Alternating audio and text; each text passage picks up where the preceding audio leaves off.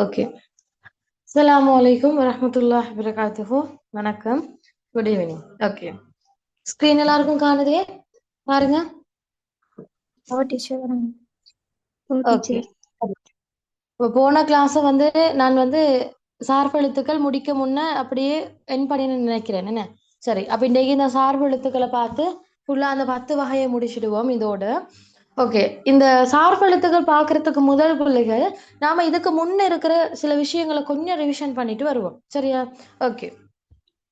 அந்த வகையில நாம என்ன இன்றைக்கு எழுத்தியல் என்ற யூனிட்டை தான் இன்னும் படிச்சுட்டு இருக்கிறோமே புது பேஜுக்கு. ஓகே. அப்ப எழுத்தியல் பிள்ளைகள் நான் ஆரம்பத்திலே சொல்லி தந்தேன். தமிழ் எழுத்துக்கள் இதை நாங்க எத்தனை வகையா பிரிக்கிறோம் அடிப்படையில? ரெண்டு வகையாக பிரிக்கிறோம். ஒன்று முதல் எழுத்துக்கள், அடுத்தது சார்பு எழுத்துக்கள் அப்படின்னு சொல்லி நாங்க ரெண்டு வகையாக பார்க்கிறோம். சரியா? அதுல முதல் எழுத்துக்கள் என்றா என்ன? இதெல்லாம் சொல்லி தந்தாச்சு. உயிரெழுத்து மெய்யெழுத்து. தமிழுக்கு அடிப்படையாக அமையக்கூடிய உயிரெழுத்தையும் மெய்யெழுத்தையும் கொண்டது முதலெழுத்துக்கள். Very good. அதாவது பிள்ளைகள் இந்த முதல் எழுத்துன்னு நாம ஏன் சொல்றோம்டா, இந்த முதல் எழுத்துக்கள் என்று சொல்றது தமிழுக்கு அடிப்படையான எழுத்துக்கள் தான் முதல் எழுத்துக்கள். இந்த எழுத்துக்கள் இல்லாம தமிழ்ல ஏதேனும் ஒரு எழுத்துக்கள் உருவாவதுன்றது என்ன?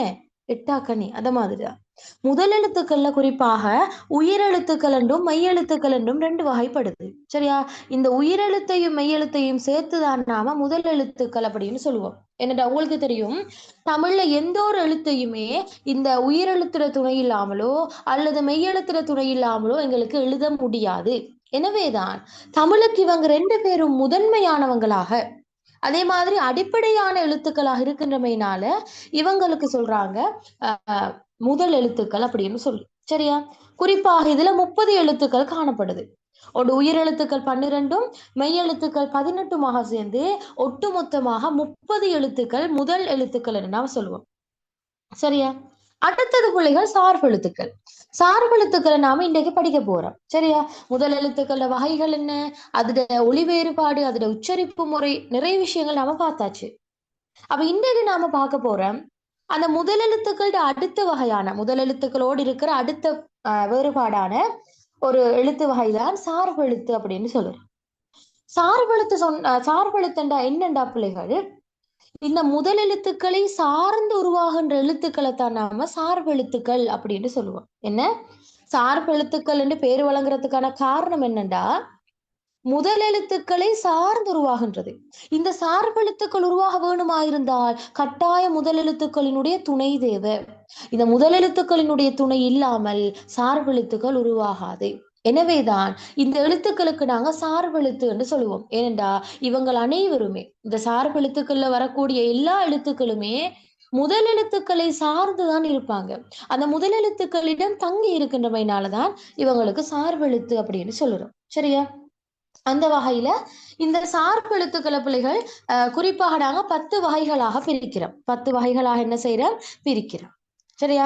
ஒரு முறை கேட்டு வந்துச்சு 2025ஆம் ஆண்டு எக்ஸாம், தேர்ட் டேர்ம் எக்ஸாம் நினைக்கிறேன், தொண்டமானார் பேப்பர்ல நன்னூல் வகைப்படுத்துகின்ற சார்பு எழுத்துக்களினுடைய வகைகள் எத்தனை கேட்டு வந்தது. அப்ப உங்களுக்கு தெரியணும் 10 உண்டு.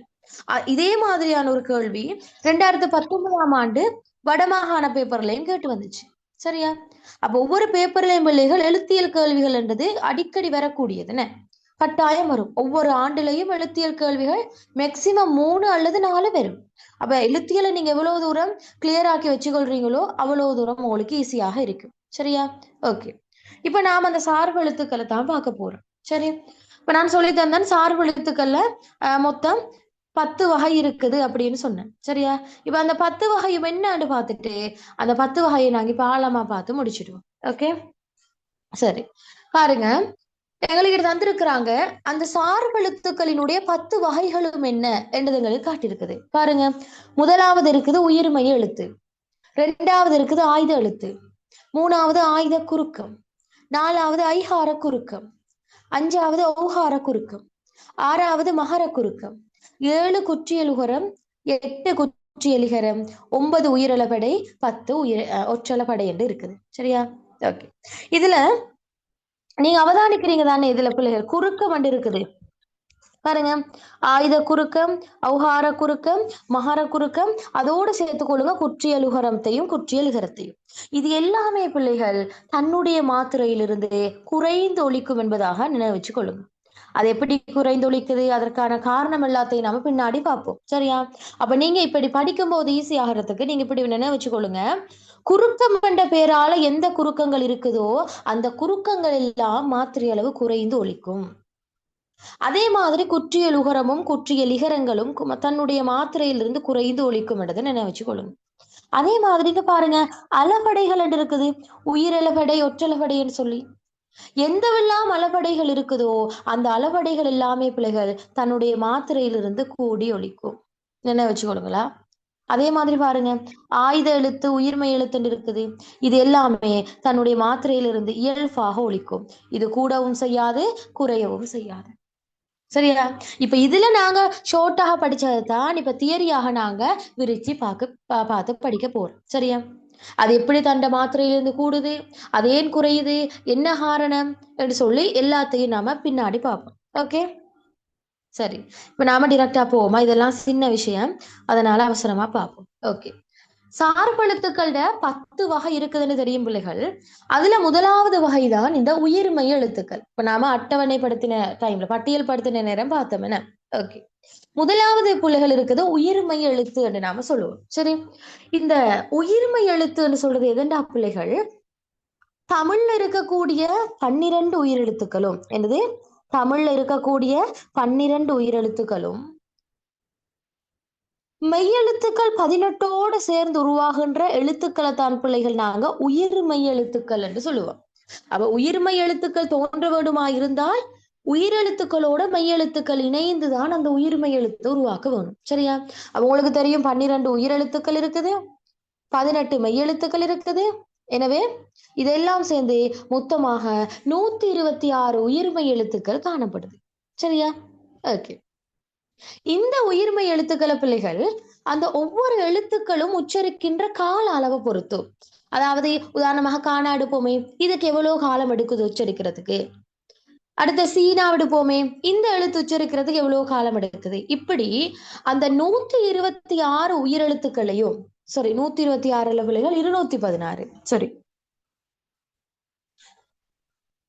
126 வந்து உயிர்மெய் நெட்டெழுத்து. சரியா?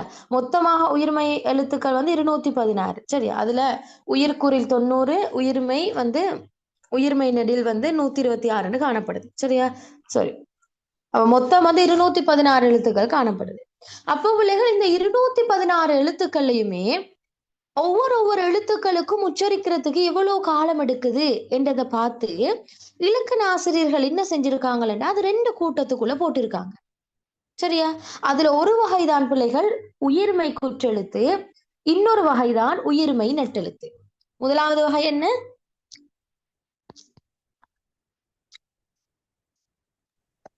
உயிர்மெய் குற்றெழுத்து. முதலாவது உயிர்மெய் குற்றெழுத்து, இரண்டாவது உயிர்மெய் நெட்டெழுத்து.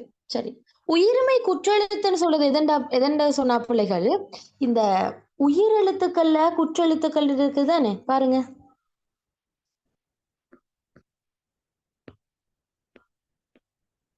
உயிர்மெய் குற்றெழுத்து அல்லது உயிர்மெய் குறிலெழுத்துன்னு நாம சொல்றது இது எப்படி உருவாகினு சொன்னா ஒன்றும் குழம்ப தேவையில்லை. இந்த உயிரெழுத்துக்கள்ல பிள்ளைகள் 12 உயிரெழுத்துக்கள்ல குறிலெழுத்துன்னு சொல்லி கொஞ்சம் எழுத்துக்கள் இருக்குதானே, 5 எழுத்துக்கள் அ இ ஓ ஏ ஓ. இந்த 5 எழுத்துக்களோட மெய்யெழுத்துக்கள் 18 சேர்ந்து உருவாகிற அந்த 90 எழுத்துக்களை தான் பிள்ளைகள் நாங்க உயிர்மெய் குற்றெழுத்து என்று சொல்லுவோம். விளங்குனதா? உயிரெழுத்துக்கள் இருக்கிற அந்த 5 குறிலெழுத்துக்களோட மெய்யெழுத்துக்கள் 18 சேர்ந்து உருவாகிற எழுத்துக்களை தான் நாங்க சொல்லுவோம் உயிர்மெய் குற்றெழுத்துக்கள் அப்படின்னு சொல்லி. சரியா? இந்த எல்லா உயிர்மெய் குற்றெழுத்துக்களுக்கும் மாத்திரை அளவு உண்டு பிள்ளைகள், நல்லா நினைச்சுக்கொள்ளுங்க. மாத்திரை அளவுன்னு உண்டு.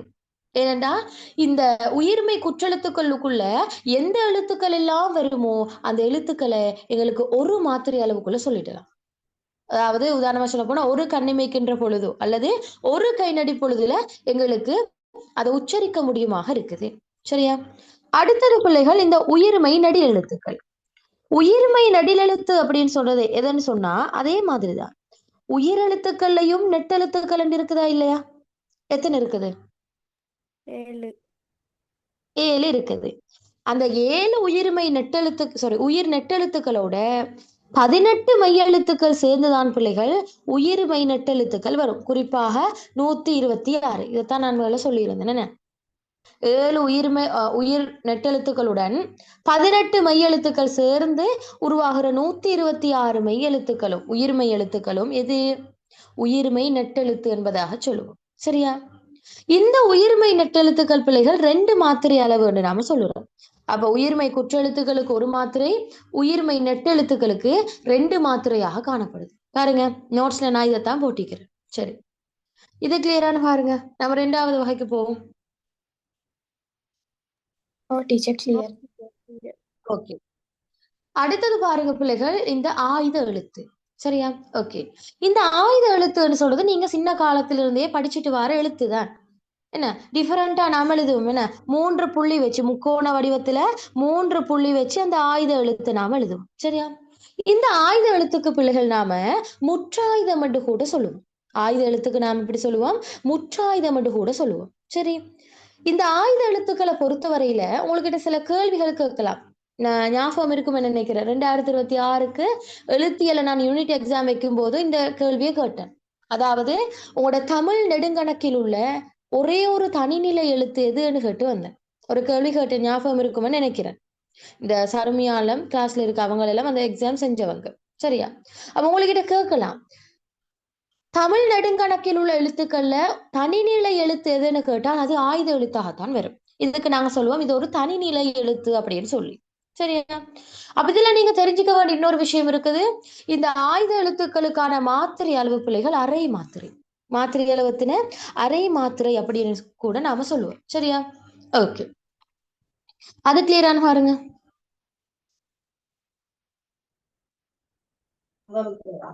டீச்சர்.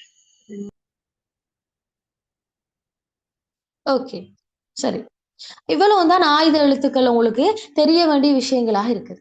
சரியா? நாம் நேத்தும் இதை பார்த்தோம். என்ன அடுத்தது பிள்ளைகள் ஆயுத குறுக்கம் அப்படின்னு நாம சொல்லுவோம். சரி, உங்களுக்கு தெரியும் ஆயுத எழுத்துன்னு சொல்றது அரை மாத்திரை கொண்ட ஒரு எழுத்து. இது ஒரு தனிநிலை எழுத்து, முற்றாயுதம் என்று கூட டீச்சர் சொல்லி தந்தது இப்ப உங்களுக்கு தெரியும். சரி, இப்ப நாம ஒரு புது விஷயம் ஒன்று படிக்க போறோம் பிள்ளைகள், ஆயுத குறுக்கம் அப்படின்னு சொல்லி.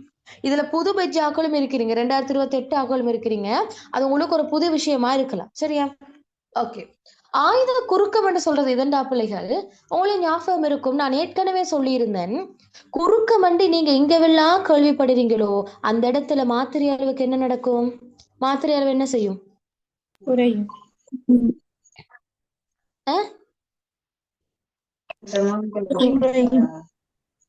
தன்னுடைய மாத்திரை அளவுல இருந்து குறைந்தளிக்கும். Very good. குறுக்கம் என்றாலே அர்த்தம் பிள்ளைகள் அது குறுகி ஒலிக்கும், அது சிறியதாக ஒலிக்கும் என்பதுதான் பேரு. சரியா? எனவேதான் ஆயுத குறுக்கம் என்றாலும் அதோட அர்த்தம் என்னென்றால் ஆயுத எழுத்தானது தன்னுடைய அரை மாத்திரையிலிருந்து குறுகி ஒலிப்பதுதான் ஆயுத குறுக்கம். சரி, உங்களுக்கு தெரியும் பிள்ளைகள், சாதாரண நிலைகள்ல ஆயுத எழுத்துட மாத்திரை அளவுத்துன்னு அரை மாத்திரை. இப்போ இந்த அரை மாத்திரையுடைய ஆயுத எழுத்து குறுகினன்னு சொன்னா அது எத்தனை மாத்திரையாக குறையும்? கால் மாத்திரை. வெரி குட், கால் மாத்திரையாகத்தான் குறைய போகுது. அப்போ உங்களுக்கு நல்லா தெரிய வேண்டிய விஷயம் என்னென்றால் அரை மாத்திரை கொண்ட ஆயுத எழுத்து கால் மாத்திரையாக குறைவதுதான் ஆயுத குறுக்கம். குறுக்கம் என்று சொல்றதே மாத்திரை அளவு குறைகிறது. இப்ப நாம பார்க்கணும். சரி, அரை மாத்திரை கொண்ட ஆயுத எழுத்து கால் மாத்திரையாக குறையணும்னா என்ன சரி நடந்திருக்கணுமே? சும்மா குறையணுமா? ஒரு சாதாரண அரை மாத்திரை கொண்ட எழுத்து கால் மாத்திரையாக குறையணும்னா ஏதோ ஒரு காரணம் ஒன்று நடந்திருக்கணும். காரணம் இல்லாம குறையலதே. அப்போ அது எப்படி குறையும்ன்றதை பார்க்கணும். அப்ப உங்களுக்கு டவுட் ஒன்று வரலாம், அது என்ன ஆயுத எழுத்து அறையிலிருந்து காலாக குறையும், அது எந்த சந்தர்ப்பத்துல குறையும் அப்படி ஒன்று ஒரு கேள்வி வரும். சரியா? இப்ப அதைத்தான் நாம அடுத்ததாக பார்க்க போறோம். அதாவது பிள்ளைகள், எல்லா நேரங்களிலும் ஆயுத எழுத்து அரை மாத்திரையிலிருந்து கால் மாத்திரையாக குறையாது. அதை நல்லா நினைக்கணும். எப்படி? எல்லா நேரங்களிலுமே ஆயுத எழுத்து கால் மாத்திரையாக குறையாது. அதுக்கென்று சில கால நேரங்கள் இருக்குது. சில சந்தர்ப்பங்களை தான் ஆயுத எழுத்து குறையும். அந்த சந்தர்ப்பம் என்னன்றதை நாம பாக்குறோம். அந்த சந்தர்ப்பம் என்னண்டா பிள்ளைகள், உங்களுக்கு தெரியும் இந்த லகரம் அதோட இந்த காலான லகரங்கள், இதுக்கு நான் சொல்லுவோம் லகர லகர. இந்த லகர லகர சொற்களுக்கு பின்னால ஓகே, நான் ரெக்கார்டிங்க போடுறேன் உமைரா, நீங்க பாருங்களா. ஓகே, 2027 28 ரெண்டுக்குமே போடுறேன்னா. ஓகே, இப்ப பாருங்க. அப்ப நாம பார்க்கணும் ஆயுத எழுத்து தண்ட மாத்திரையிலிருந்து எந்த சந்தர்ப்பத்துல எந்த சிச்சுவேஷன்ல குறையுதுன்னு பார்க்கணும். சரியா? அப்ப அதுல இலக்கண ஆசிரியர்கள் சொல்றாங்க பிள்ளைகள் இந்த டைம்ல வந்தால் தான் குறையும். இப்ப நான் பார்ப்போம் அது எந்த டைம். சரியா? அதாவது இந்த லகாரங்கள்லயோ அல்லது இந்த லகாரங்கள்லயோ ஒரு சொல் முடியுமாக இருந்தால், எப்படி உதாரணமா பாருங்களேன், கல்ல இறுதி எழுத்து இல்லைன்னா அப்ப இந்த லகரத்துலதான் இந்த சொல் முடிவடைஞ்சு இருக்குது. சரியா?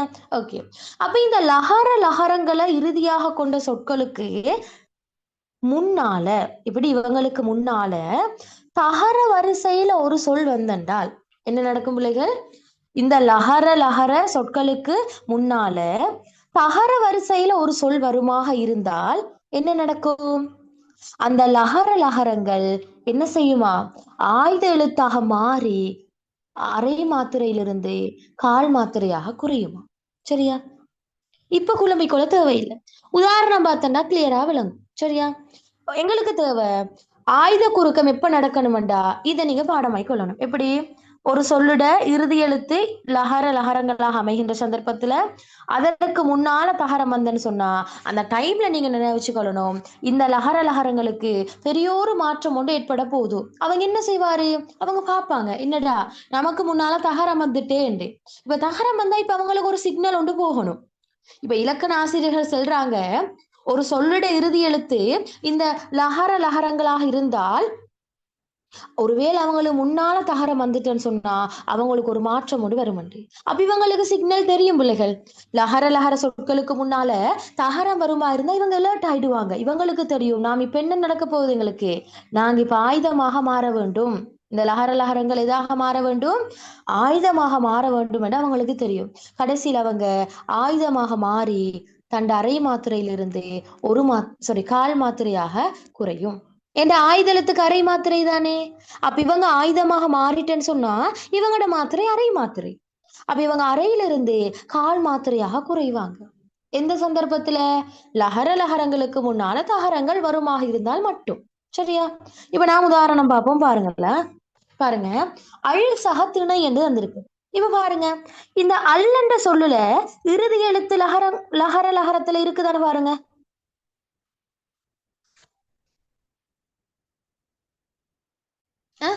இருக்குதான்னு பாருங்க. இருக்குது, இந்த லானா இருக்குது லகரம் சொல்ல இந்த உள்ளும் இந்த உள்ளும். சரியா? அப்ப உங்களுக்கு தெரியும் ஓகே இந்த லகரம் இருக்குது. அப்ப அதுக்கு முன்னால யார் வந்திருக்காங்கன்னு பார்க்கணும். காத்தா புள்ளிகள் தகர வரிசையில ஒரு சொல் வந்திருக்குது, தீன வந்திருக்கு. தகர வரிசை சொல்லுண்டு தீ தூ எல்லாம் வரலாமா? தீன வந்திருக்குது. அப்ப இவங்களுக்கு என்ன நடக்கணும்? இப்ப இவங்களுக்கு சிக்னல் கிடைச்சிட்டு அப்ப இவங்க என்ன செய்யணும்? இந்த லகரங்கள் எதாக மாறணும் புள்ளைகள்? இந்த லகரம் எதாக மாறணும்? ஆயுதம். வெரி குட், ஆயுதமாக மாறணும். எனவேதான் அல் சகத்திணை என்றதுல அல் பாக்குறாரு இல்லைன்னா ஓஹோ எனக்கு முன்னால இந்த தகரம் வந்துட்டு அப்ப நான் என்ன நடக்கணும்? எனக்கு இனிமே நிக்கல, எனக்கு இப்ப காலம் இல்லை, நான் யாராக மாறிக்கொள்ளணும்? நான் என்னது ஆயுதமாக மாறிக்கொள்ள வேணும்னு சொல்லி அவர் ஆயுதமாக மாறி கடைசியில் அஹ்ரிணை என்று மாறிடுவார். எனவேதான் ஆயுதமாக மாறினதால அவருடைய மாத்திரை அளவு கால் மாத்திரையாக குறையுது. ஏன்?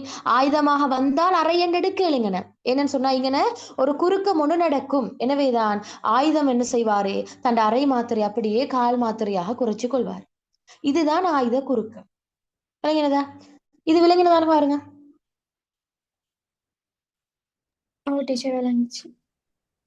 ஓகே, இதுல 2028 இருக்கிறபடியால டீப்பா சொல்லி தந்துட்டு போறேன். 2027 பிள்ளைகளுக்கு பழக்கம் என்ன நாம ஏற்கனவே படிச்சோமே. ஓகே, அடுத்தது பாருங்க பிள்ளைகள், கல் சகத்தீது இது எப்படி மாறி இருக்குது? கஹரீது என்று மாறி இருக்குது. இப்ப பாருங்களா, கல் சக தீது. இப்ப பாருங்க, இந்த கல்ன்றதுல கடைசி எழுத்து என்ன பிள்ளைகள்? லகர வரிசையில் இருக்கக்கூடிய ஒரு எழுத்து தானே. அப்ப அதுக்கு முன்னால வந்திருக்கிறவர் யாருன்னு பார்த்தால் தகர வரிசையில் இருக்கிற தீது வந்திருக்குது. அப்ப லஹருக்கு நல்லா தெரியும், எனக்கு இனிமே காலம் இல்லை, நான் எதாக மாறணும், ஆயுதமாக மாறணும்னு சொல்லி அவர் மாறி ஆயுதமாக மாறினதுக்கு பிறகு அவர் என்ன செய்வாரு, தன் அரை மாத்திரைய அப்படியே கால் மாத்திரையாக குறைச்சு கொள்வார். எனவேதான் கல் சக தீது என்றது கஹரீது என்று மாறப்போகுது. இது விளங்கினதா? On teacher. ஓகே. அதே மாதிரி பாருங்க, முள் சக தீது. பாருங்க, இந்த லகரத்துல முடிஞ்சிருக்குது இந்த முள்ளுன்னு சொல்.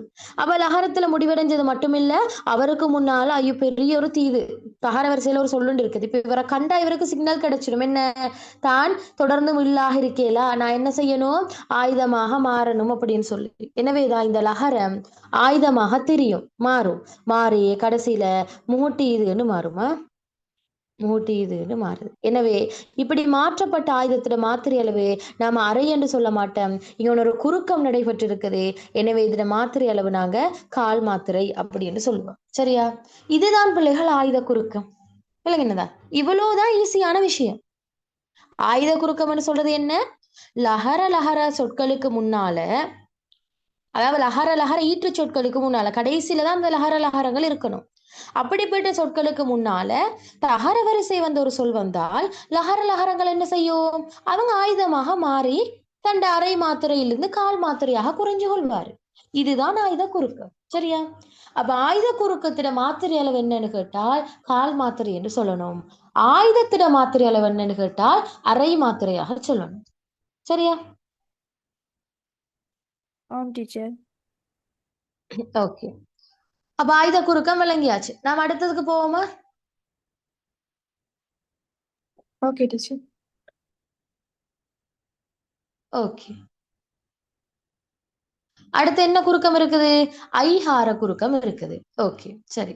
ஐஹார குறுக்கம் என்று சொல்றது எதண்டா பிள்ளைகள், ஐயன் இருக்குதானே, நெடில் எழுத்துக்களை நாம ஐயன் எழுத்த பாக்குறோம். அதுல மாத்திரை அளவத்தின சாதாரண நிலைகள், அதுல மாத்திரை எத்தனை,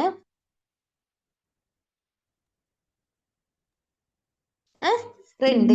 ரெண்டா? ரெண்டு ரெண்டு. மாத்திரை. என்னன்னு சொன்னா ஐ என்ற எழுத்து ஒரு உயிர் நெடில் எழுத்துன்னு. அப்ப உங்களுக்கு தெரியும், உயிர் எழுத்துக்கள்ல நெடில் எழுத்துக்கள் எல்லாவற்றுக்குமான மாத்திரை அளவு 2 என்று தெரியும். எனவே உங்களுக்கு தெரியும் இந்த இடத்துலயும் ஐக்கு 2 தான்.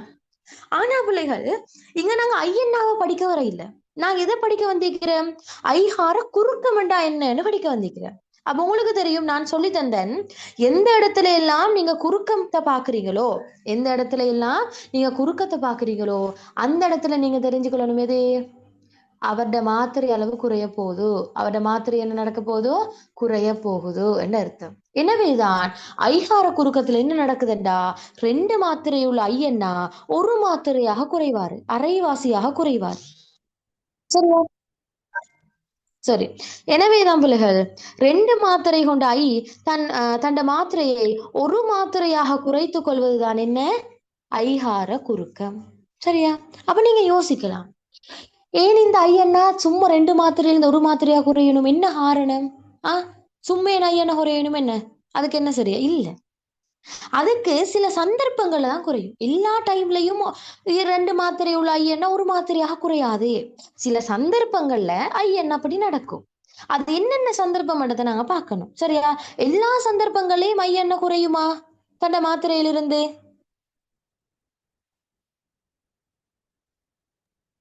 குறையாது. குறையாது. எல்லா சந்தர்ப்பங்களையும் குறையாது. இப்ப நாம சொல்லுவோம், உதாரணமாக ஐ என்ற எழுத்து தனித்து நிற்கும் போது குறையாது. ஐ என்ற எழுத்து இப்படி ஐ என்று மட்டும் தனியே நின்றா குறையாது. அதே மாதிரி பை, கை, தை, வெய், மெய் இப்படியான சொற்கள்லையும் ஐயன்னா தனித்துதான் நிற்கிறாரு. பாருங்க, தனியாளா தான் இருக்கிறாரு. எனவே இப்படி ஐயன்னா தனித்து இருக்கும் போதோ என்ன செய்யாது, தன்னை மாத்திரையிலிருந்து ஒரு நாளும் குறையாது. விளங்குனதா? அதே மாதிரி ஐயன்னா அளவெடுக்கும் போதும் தண்ட மாத்திரையிலிருந்து குறையாது. அது அளவடைகள் என்று இருக்குது, நாங்களே சொல்லித்தாரோம். சரியா? ஆனால் ஐயன்னா சில சந்தர்ப்பங்கள்ல குறையும். அப்ப நீங்க யோசிக்கலாம், ஐ தனித்திருக்கும் போதும் குறையாது. இப்ப பை, கை, தை என்ற மாதிரி தனித்திருக்கும் போதும் குறையாது. அளவடைய மாதிரி நீண்டொலிக்கும் போதும் குறையாது. அப்ப எந்த சந்தர்ப்பத்துல குறையும் என்று கேள்வி கொண்டு வரும் என்ன? அந்த சந்தர்ப்பம் என்னண்டா பிள்ளைகள், இந்த ஐயன்னா தனித்து நிற்காம ஏனைய எழுத்துக்களோடு சேர்ந்து ஏனைய சொற்களோடு சேர்ந்து வரும் பொழுதோ அது குறையும். குறிப்பாக ஐயன்னா முதலாவதாக வந்து ஒரு சொல் அமையுமாக இருந்தால் அந்த இடத்துல குறையும். அதே மாதிரி ஐயன்னா இடையில வந்து ஒரு சொல்லுல வந்தால் அங்க குறையும். அதே மாதிரி ஐயன்ற எழுத்து ஒரு சொல்லுட கடைசியில வந்தால் அங்கேயும் குறையும். எப்படி? ஐயன்ற எழுத்து ஒரு சொல்லுல முதலாவதாக வந்தால் அங்கேயும் குறையும். ஐயன்ற எழுத்து ஒரு சொல்லுல இடையில வந்தால் அங்கேயும் குறையும். அதே மாதிரி இந்த ஐயன்ற எழுத்து ஒரு சொல்லுல கடைசியில வந்து அங்கேயும் குறையும். சரியா? அப்ப குறையாதது எங்கேன்னு சொன்னா ஐயன் உண்டோ தனித்து இருக்கணும், இல்லைன்னா அளவெடுத்து இருக்கணும். இந்த 2 சந்தர்ப்பத்துல மட்டும்தான் குறையாது. அடுத்த எல்லா சந்தர்ப்பத்திலையும் குறையும். சரியா? ஓகே, இப்ப நாம என்னென்னு பார்ப்போம். சரி, அப்ப குறையக்கூடிய சந்தர்ப்பங்கள் இது. ஒன்று, ஒரு சொல்லுட ஐயன்னா முதலாவதாக வந்திருக்கணும், இல்லைன்னா ஒரு சொல்லுல இடையில வந்திருக்கணும், இல்லைன்னா ஒரு சொல்லுட கடைசியில வந்திருக்கணும். சரியா? அப்ப இதுக்கு 3க்குமே நாங்க உதாரணங்கள் பார்க்கும்போது உங்களுக்கு கிளியரா இருக்கும். சரி, பாருங்களேன். இப்ப நான் முதலாவது போட்டிக்கிறேன் பிள்ளைகள், என்ன டியூட்ட பாருங்க. ஐயன்னா முதலாவதாக வந்திருக்குது பாருங்க, ஐயர். இந்த ஐயர் என்ற சொல்லுல பிள்ளைகள் ஐயன்னா தனித்து இல்ல, இவர் ஒரு சொல்லுல சேர்ந்து வந்திருக்கிறாரு. தனித்திருந்தா தான் எங்களுக்கு தெரியும் அது ஒரு நாளும் குறையாது. இங்க தனித்தா இருக்காரு இல்ல, இவர் ஐயர் என்று சொல்லி எழுத்துக்களோடு சேர்ந்து இருக்காரு. எனவேதான் அது மட்டும் இல்லாம இந்த ஐயன்னா பாருங்க, இந்த ஐயர் என்ற சொல்லுல முதலாவதாக இருக்குது. ஓமா இல்லையா? ஓ, எனவேதான் ஐயன்னாட மாத்திரை அளவு குறையும். எனவே ஐயன்னாக்கு இருக்கிற 2 மாத்திரையிலிருந்து அவர் என்ன செய்வாரு? ஒரு மாத்திரையாக குறைஞ்சு கொள்வாரு. ஏன்? அவர் முதலாவதாக வந்ததால. அதே மாதிரி பாருங்க, தையல். தையல் என்றதுல பிள்ளைகள் ஐயன்னா முதலாவதா இருக்குது பாருங்க, இந்த இத்தோட சேர்ந்து இருக்குது. இச்சக ஐதானே தை. எனவேதான் ஐ வந்து இங்க முதலாவதாக வந்திருக்குது. எனவே தையல்லையும் ஐயன்னா முதலாவதா இருக்கிறதால அவருக்கு என்ன நடக்கும்? மாத்திரையில் தான் அவர் குறைஞ்சு கொள்ளவாகுது. சரியா? ஓகே, இது முதலாவதுக்கு. இப்ப 2வது சொன்னனே பிள்ளைகள், ஒரு சொல்லுல ஐயன்னா இடையில வந்தாலும் நடுவுல வந்தாலும் என்ன செய்யுமா? தன் 2 மாத்திரையிலிருந்து ஒரு மாத்திரையாக குறைஞ்சு கொள்ளுமா. இப்ப பாருங்க, உதாரணமாக இளைஞன். இப்ப இளைஞன்ல நீங்க யோசிக்கலாம், ஐயன்னாவுடைய காணம் அப்படின்ட்டு. அப்படி யோசிக்க கூடா. இளைஞன்ன்றதுல நடுவுல ஐயன் இருக்குது. எதோடு இருக்குது? இந்த இல்லன்னாவோட கொஞ்சம் அவரு சேர்ந்து இருக்கிறாரு. இல்லன்னாவோட சேர்ந்து இருக்கிறதால நாம என்ன செய்யறல, ஐயன்னாவே இல்லன்னு எடுக்கிற இல்லையா? நடுவுல ஐயன் இருக்காரு. எனவேதான் இங்க ஐயன்னா சொல்லுட நடுவுல வந்திருக்கிறதால என்ன நடக்க போகுது? இந்த ஐயன்னாட மாத்திரை அளவே 2 மாத்திரையிலிருந்து ஒரு மாத்திரையாக குறைய போகுது. எனவே லெய் என்ற எழுத்து 2ல இருந்து 1ஆக குறையும். சரி, அது விளங்கினதா? டீச்சர். ஓகே, அதே மாதிரி பாருங்க, 3வது ஒரு சொல்லிட நான் சொன்னேன், கடைசியாக ஐயன்ன வந்தாலும் கூட அவரு பாவம் பார்க்க மாட்டோம். ஐயோ, இவர் கடைசியில தானே இருக்குது, இவரோட மாத்திரை அளவை குறைக்க வேணாம்னு பார்க்கற இல்ல. ஐயன்ன கடைசியில வந்தாலும் என்ன செய்வான்? மாத்திரை அளவு குறைஞ்சேதானே ஆகணும். இல்லைங்க என்னதா? பாருங்க, பனை. பனை என்றதுல ஐயன்ன கடைசி இருக்குது, எங்க இன்னோட சேர்ந்து இருக்குது. எனவே ஐயன கடைசியில் இருக்கிறதால இந்த நெய் என்ன நடக்கும்? 2 மாத்திரையிலிருந்து ஒரு மாத்திரையாக குறைய போதும். எனவே இந்த 3 சந்தர்ப்பங்கள்லயுமே ஐயன்னா தன் 2 மாத்திரையிலிருந்து ஒரு மாத்திரையாக குறைவாரு. என்ன? ஒன்று சொல்லுட முதல்ல வந்திருக்கணும், அப்படி இல்லையா இடையில வந்திருக்கணும், அப்படி இல்லையா கடைசியில வந்திருக்கணும். சரியா? இவ்வாறான சந்தர்ப்பங்கள்ல வந்தால் ஐயன்னா தன் 2ல இருந்து 1ஆக குறைவார். சரியா? அப்ப ஐயன்னாட மாத்திரை குறைய கூடாததாக இருந்தால் 2 ஆப்ஷன் தான் இருக்குது. ஒன்று அவர் தனியா வரணும், அப்படி இல்லையா அவர் அளவு எடுக்கணும். அந்த 2 சந்தர்ப்பத்துல மட்டும்தான் அவருடைய மாத்திரை அளவு குறையாது. ஆனால் அடுத்த ஏனைய சந்தர்ப்பங்கள்ல இவருடைய மாத்திரை அளவு குறையும். இது கிளியரானு பாருங்க.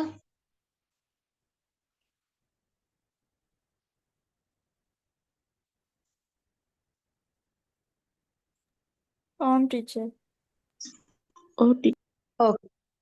ஓகே, அடுத்து பாருங்க, ஔகார குறுக்கம். அதாவது பிள்ளைகள் நாங்க எப்படி இந்த ஐகார குறுக்கம் படிச்சோமோ அதே மாதிரிதான் ஓகார குறுக்கம்.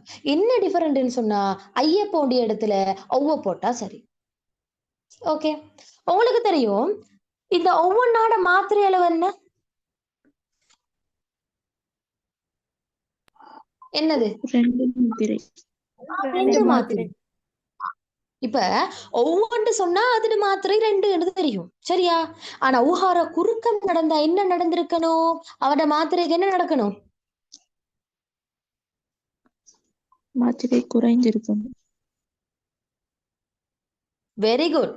குறுக்கம் எங்க கேட்டாலே கண்ணை மூட்டிட்டு பதில் சொல்லலாம். இப்ப மாத்திரை குறைய வேணும்னு சொல்லி, சரியா? அப்போ ஓகார குறுக்கம் என்ன நடக்கணும்டா பிள்ளைகள்? ஒவ்வொருக்கு இருக்கக்கூடிய 2 மாத்திரை அவர் குறுக்கம் வந்ததால என்ன செய்யணும்?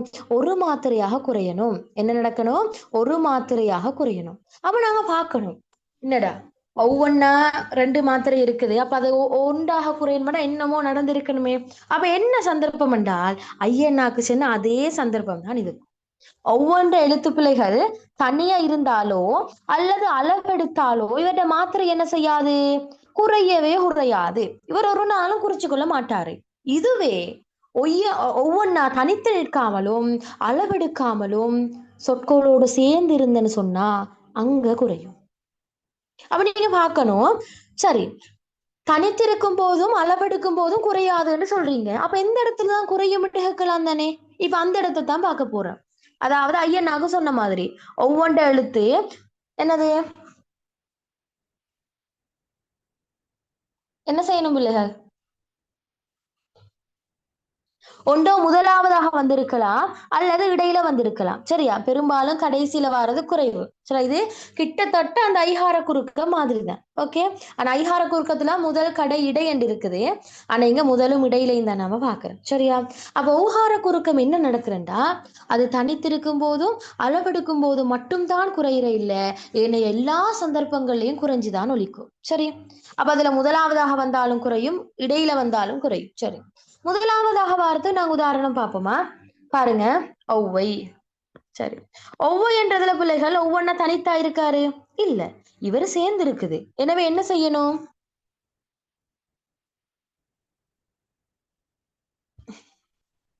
என்ன செய்யணும்? மாத்திரை அளவேந்து குறுகிய ஒழிக்கணும். குறுகி ஒழிக்கணும். எனவேதான் 2 மாத்திரை கொண்ட ஒவ்வொன்னா பாவம் இவர் என்ன நடக்குது? 1 மாத்திரையாக குறையும். அதே மாதிரி பாருங்க, கௌரவம். கௌரவம் பண்றதுல ஒவ்வொன்னு எங்க இருக்குது? எங்க இருக்குது? முதல்ல வெரி குட். இக்கோட சேர்ந்து இருக்குது. என்ன? இக்கோட சேர்ந்துதான் ஒவ்வொன்று இருக்குது. எனவே இங்க கௌன்றது முதலாவதாக இருக்குது. நான் சொன்னேன், தனித்து இருந்தாலோ அளவெடுத்தாலோ மட்டும் தான் குறையாது, ஏனைய எல்லா சந்தர்ப்பங்களையும் குறையும்னு சொன்னேன். இங்க இவர் தனியவும் இல்லை, இவர் அளவெடுத்தும் இல்லை, அப்ப குறையத்தான் வேணும். எனவே இவர் என்ன செய்வாரு? கௌன்றதுக்கு ஏற்கனவே 2 மாத்திரை, அப்ப அவர் 1 மாத்திரையாக குறைஞ்சு கொள்வார், சரி? அதே மாதிரி பாருங்க, அசௌகரியம். இப்ப இது இடையில இருக்கக்கூடியதுக்கு உதாரணம் பாருங்க. ஒவ்வொன்னான்றது இடையில நடுவுல இருக்கிறாரு, யாரோட? இச்சோட கொஞ்சம் சேர்ந்து கொண்டு இருக்கிறாரு. இப்ப என்ன நடக்குது? இவருட மாத்திரை அளவு குறைய போகுது. எனவேதான் 2 மாத்திரையிலிருந்து 1 மாத்திரையாக குறைய போகுது. எனவேதான் பிள்ளைகள் ஒவ்வொன்னா தண்ட மாத்திரையிலிருந்து குறைந்து ஒழிப்பதுதான் ஊகார குறுக்கம். இது கிளியரான பாருங்க. Teacher clear. ஓகே ஓகே, பாருங்க, இப்ப 6வது வகை படிச்சிட்டோம், சரியா? 7, 8, 9, 10 10 முடிய உடனே இன்றைக்கு எக்ஸாம் பேப்பர் போடுறேன்னு செஞ்சு அனுப்புங்களா? இந்த கிளாஸ் முடிய உடனே பேப்பர்.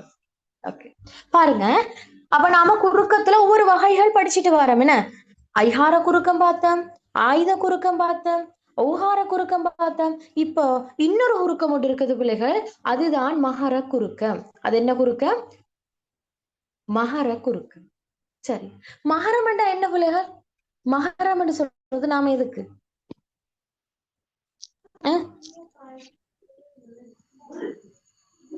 குடும்பத்தை சேர்ந்தது. மகரம் என்று சொல்றது என்ன? என்ன? இம்மத்தான் நாம சொல்லுறோம். ஓகே, பாப்போமா?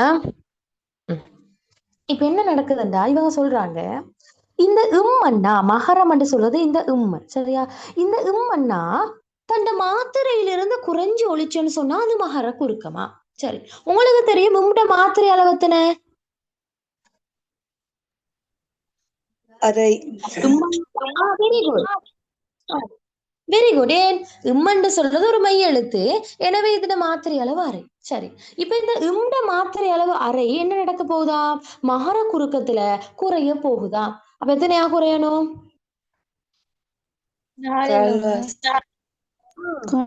நாலில் ஒன்று அல்லது கால்வாசியாக குறையணும் எனவேதான் பிள்ளைகள் அரை மாத்திரை கொண்ட இந்த இம்மன்னா கால் மாத்திரையாக குறைவதுதான் என்ன மகர குறுக்கு அப்ப நாங்க பார்க்கணும் ஒவ்வொன்றுக்கும் நாங்க சந்தர்ப்பம் பார்க்கிறோமே ஏன் குறையணும் எப்படி குறையணும் அதே மாதிரி பிள்ளைகள் இவங்க சொல்றாங்க சும்மா எல்லாம் இந்த உம்மண்ணா குறையாது என்ன உம்மண்ணாக்கு என்னது சும்மா குறையணும் ஆசையா இல்ல உம்மண்ணாக்கு சில சந்தர்ப்பங்கள்ல சில எழுத்துக்கள் அதுக்கு முன்னால வந்தன்னு சொன்னாதான் அது குறையும் சில எழுத்துக்கள் வந்தால்தான் இம்மண்ண குறையுமே ஒழிய எல்லா சந்தர்ப்பத்திலையும் குறையாதுன்னு சொல்றாரு அப்ப நாங்க பார்க்கணும் எந்த சந்தர்ப்பத்துல இந்த இம்மண்ணா தன்னை மாத்திரையில இருந்து குறையும்ன்றதை பார்க்கணும் அந்த சந்தர்ப்பத்தையும் இவங்க சொல்றாங்க குறிப்பாக பிள்ளைகள் 2 சந்தர்ப்பத்தை அவங்க எடுத்து காட்டுறாங்க ஒன்று சொல்றாங்க இந்த நகரங்கள் இருக்குதானே நகரம் சொல்றோம் இந்த இந்த நகரங்களை அடுத்ததாக இந்த இம்மண்ண வந்தன்னு சொன்னா இந்த இம்மண்ண என்ன செய்வாரா பயந்தவர்ட மாத்திரையை குறைஞ்சு கொள்வார் பயந்து என்ன செய்வாரு அவரோட மாத்திரையை குறைஞ்சு கொள்வார் இவர் பாக்குறாரு அப்போ இன்னுன்றது தனக்கு முன்னால் இருக்குது அப்ப நான் என்ன செய்யணும் தன்னை மாத்திரையை குறைச்சு கொள்ளணும் அறையிலிருந்து கால்வாசியாக அப்படியே குறைஞ்சு கொள்வாரு இது ஒரு சந்தர்ப்பம் இன்னொரு சந்தர்ப்பத்தையும் சொல்வாரு அது என்னண்டா பிள்ளைகள் வகரத்துக்கு முன்பாக மகரம் வந்தண்டா இங்க வானா வகரத்து அம்புக்குறி போற இடத்த பார்த்துக்கொள்ளுங்க வகரத்துக்கு முன்னால இந்த மகரம் வந்தன்னு சொன்னா என்ன செய்வாரா இந்த இம்மண்ணா தன்னை மாத்திரையில இருந்து குறைஞ்சு கொள்வார் அப்போ இம்மண்ணான்னு சொல்றது எல்லா சந்தர்ப்பத்திலையும் தன்னை மாத்திரையை குறைக்காது 2 சந்தர்ப்பங்களா தன்னை மாத்திரையை குறைக்கும் உண்டு நகரங்களை அடுத்ததாக இம்மண்ண வந்திருக்கணும் அப்படி இல்லையா வகரத்துக்கு முன்னால இம்மண் இருக்கணும் இந்த 2 சந்தர்ப்பங்கள்ல மட்டும் தான் இம்மன்பது தன்னை மாத்திரை அளவை குறைத்து கொள்ளும் சரி ஓகே இப்ப நாம உதாரணம் பார்ப்போம் அப்ப குறைச்சு கொண்டன்னு சொன்னா ஏற்கனவே அரை மாத்திரை கொண்ட உம்மன்னா இப்ப பாவம் கால் மாத்திரையா குறைய போதும் இவ்வளவுதான் மகர குறுக்கம் விஷயம் சரியா உதாரணம் பாருங்க போனம் இப்ப மகர குறுக்கம் தற்கால வழக்குல இல்ல சரியா ஆனா ஒரு முறை மகர குறுக்கத்துல கேள்வி போன முறை வெளியாகின மேல் மாகாண பேப்பர்ல வெளிவந்துச்சு 15வது கேள்வின்னு நினைக்கிறேன் அதெல்லாம் வந்துச்சு சரியா ஓகே இப்ப பாருங்க போன மண்ட பேப்பரை போன மண்ட உதாரணத்தை பார்த்தேன்னு சொன்னா நான் சொன்னேன் நகரங்களை அடுத்ததாக மகரம் வந்தா என்ன நடக்கும் பிள்ளைகள் என்ன நடக்கும் மாத்திரை அளவுல இருந்து குறுகி ஒலிக்கும் வெரி குட் மாத்திரை அளவில் இருந்து குறைந்து ஒலிக்கும் இப்ப பாருங்க நகரங்களை அடுத்துதானே மகரம் வந்திருக்குது இன்னன்னா அடுத்துதானே இம்மன வந்திருக்குது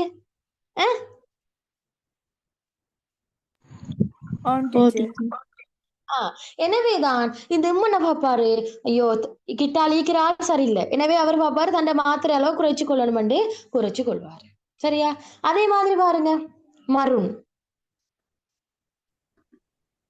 இதுலயும் பாருங்க நகரம்னு சொல்றது இந்த இன்ன மைய எழுத்து போடுறது இந்த இன்னக்கு அடுத்ததாக உம்மனை வந்திருக்குது அப்ப உம்மனை பாக்குதா அப்போ நீ சரியில்லைன்னு சொல்லி என்ன செய்யும் இம்மன்னா தண்டை மாத்திரை அளவு குறைச்சு கொள்ளும் கால்வாசியாக குறையும் சரியா இது ஒரு சந்தர்ப்பம் இன்னொரு சந்தர்ப்பம் சொல்லி தந்தேன் என்ன வகரங்களை அடுத்து மகரம் வரணும் இங்க பாருங்க உதாரணத்தை வகரத்துக்கு முன்னால வரணும் இதே இந்த உதாரணம் மேல் மாகாண பேப்பர்ல வந்துச்சு பேப்பர் இருக்குது காட்டுறேன் ஓகே பாருங்களா இப்ப பாருங்க கரும் வளவன்ன்றதுல வகரத்துக்கு முன்னாலதானே மகரம் இருக்குது பாருங்க இருக்குதா இல்லையா இருக்கு டீச்சர் இருக்குது அப்ப உண்மை என்ன செய்யும் நீயா வந்திருக்கிறது நீ சரியில்லைன்னு சொல்லி என்ன செய்யும் மாத்திரை அளவு குறைச்சு கொள்ளும் எனவேதான் இந்த உம்மண்ணா தண்ட அரை மாத்திரையிலிருந்து கால் மாத்திரையாக குறைவார் இவ்வளவுதான் மகர குறுக்கம் கிளியரா டீச்சர் கிளியர் ஓகே என்ன இவ்வளவு தான் குறுக்கங்கள். இப்ப நாங்க குற்றியலுகரம் குற்றியலிகரம் படிக்க போறோம். என்ன சொல்லுது பிள்ளைகள்? ஈஸியா? ஓ டீச்சர். ஓகே டீச்சர், ஈஸியா இருக்குது. நீங்க சொல்லி தரது நல்லாவே இருக்குது. ஓகே, சரி. இப்ப நாம 7வது வகை பார்க்க போறோமா? 7வது 8வது 9 10 கொஞ்சம் தான் இருக்குது. சரி, ஓகே. குற்றியல் உகரம். சரி, இது ஆக முக்கியமானது. சரியா? இப்ப நீங்க ஒவ்வொரு பாஸ் பேப்பர் எடுத்தேன்னு சொன்னா, இப்ப நாம 2026 செமினார் செஞ்சுட்டு இருக்கிறோமே, நான் உங்களோட சீனியருக்கு அவங்களும் 2015 இருந்து பேப்பர் செஞ்சுட்டு வரேன், பாஸ் பேப்பர். அதுல ஒவ்வொரு ஆண்டுலயுமே பிள்ளைகள் இந்த குற்றியல் உகர கேள்வி வந்து கொண்டேதான் இருக்குது. இப்ப இன்றைக்கு அவங்களும் 2018 பேப்பர் செஞ்சோம், அதுலயும் குற்றியல் உகர கேள்வி வந்துச்சு. முன்ன நாள் 2017 செஞ்சு காட்டி கொடுத்தோம், அதுலயும் வந்துச்சு. எனவே குற்றியல் உகரம் என்று சொல்றதே ஒரு மிக முக்கியமான கேள்வி. சரியா? ஓகே. இப்ப அவங்களுக்கு எதிர்பார்க்க வினாக்கள்லயும் இது போட்டிக்கிறேன். ஓகே, பாருங்க. குற்றியலுகரம். சரி, எனக்கு சொல்லுங்க அப்போ குற்றியலுகரம்டா என்ன? இப்ப நீங்க ஸ்கூல்ல எல்லாம் படிச்சிருப்பீங்க. இப்ப 2028 இன்னும் படிக்க இல்லை, ஸ்கூலுக்கு இன்னும் நீங்க போக இல்லையே. ஆனா 2027 படிச்சிருக்கும். என்னன்னு சொல்லுங்க அப்போ குற்றியலுகரம் என்று சொல்றது? தனி குற்றெழுத்து அல்லாது மற்ற எழுத்துக்களின் பின் சொல்லின் இறுதியில் வல்லினமையில் ஏறி வரும் முகரம் குற்றியலுகரம். சரி, அடுத்து இன்னொரு புள்ள.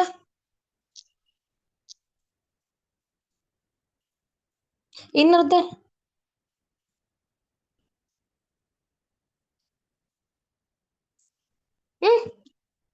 என்னது?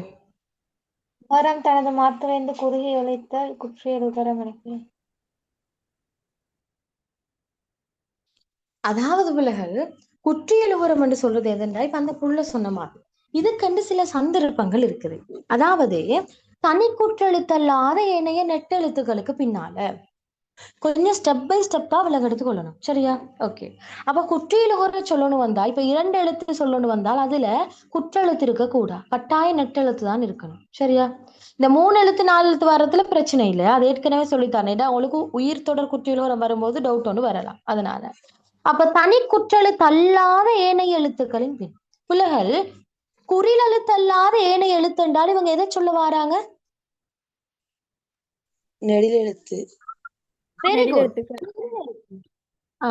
நெடில் எழுத்துக்களுக்கு பின்னால சொல்லின் இறுதியில், அப்ப நெடில் எழுத்துக்களுக்கு பின்னால சொல்லிட இறுதியாகணும்டா அந்த சொல் எத்தனை எழுத்து கொண்ட சொல்லா இருக்கணும்?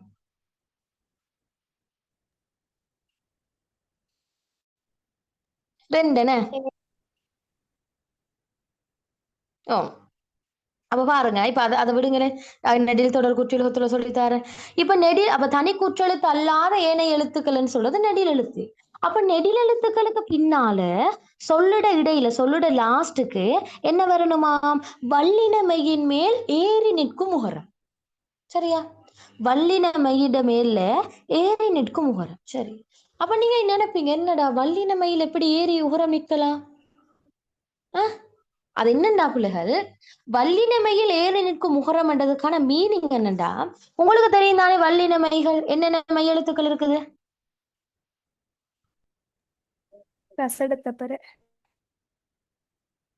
Very good. கசட தவறு, இவ்வளவு விஷயம். மெய்யெழுத்து டாட் வச்சுக்கொள்ளணுமா? இந்த மெய்யெழுத்துக்களோட உகரம் சேர்ந்து வாரத்தான் பிள்ளைகள் அவங்க சொல்றாங்க உகரம் ஏறி நிக்குதுன்ட்டு. என்ன உகரம் ஏறி நிக்குதுன்னா மேல ஏறி நிக்குது இல்ல. அது அர்த்தம் என்னன்னு சொன்னா, இந்த மெய்யெழுத்துக்களோட வல்லின மெய்யெழுத்துக்களோட உகரம் சேர்ந்து வந்தால்தான் அதுக்கு என்ன பொருள்? அவங்க சொன்ன மாதிரி ஏறி வரும் முகரம் என்பதற்கான அர்த்தம். குழம்ப கூட. சரியா? அப்போ இக்கோட ஊட ஏறி வந்தா எதாக எப்படி மாறும்? கு.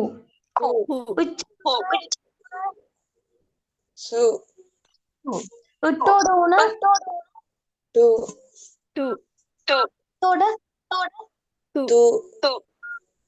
உப்போட உற்றோட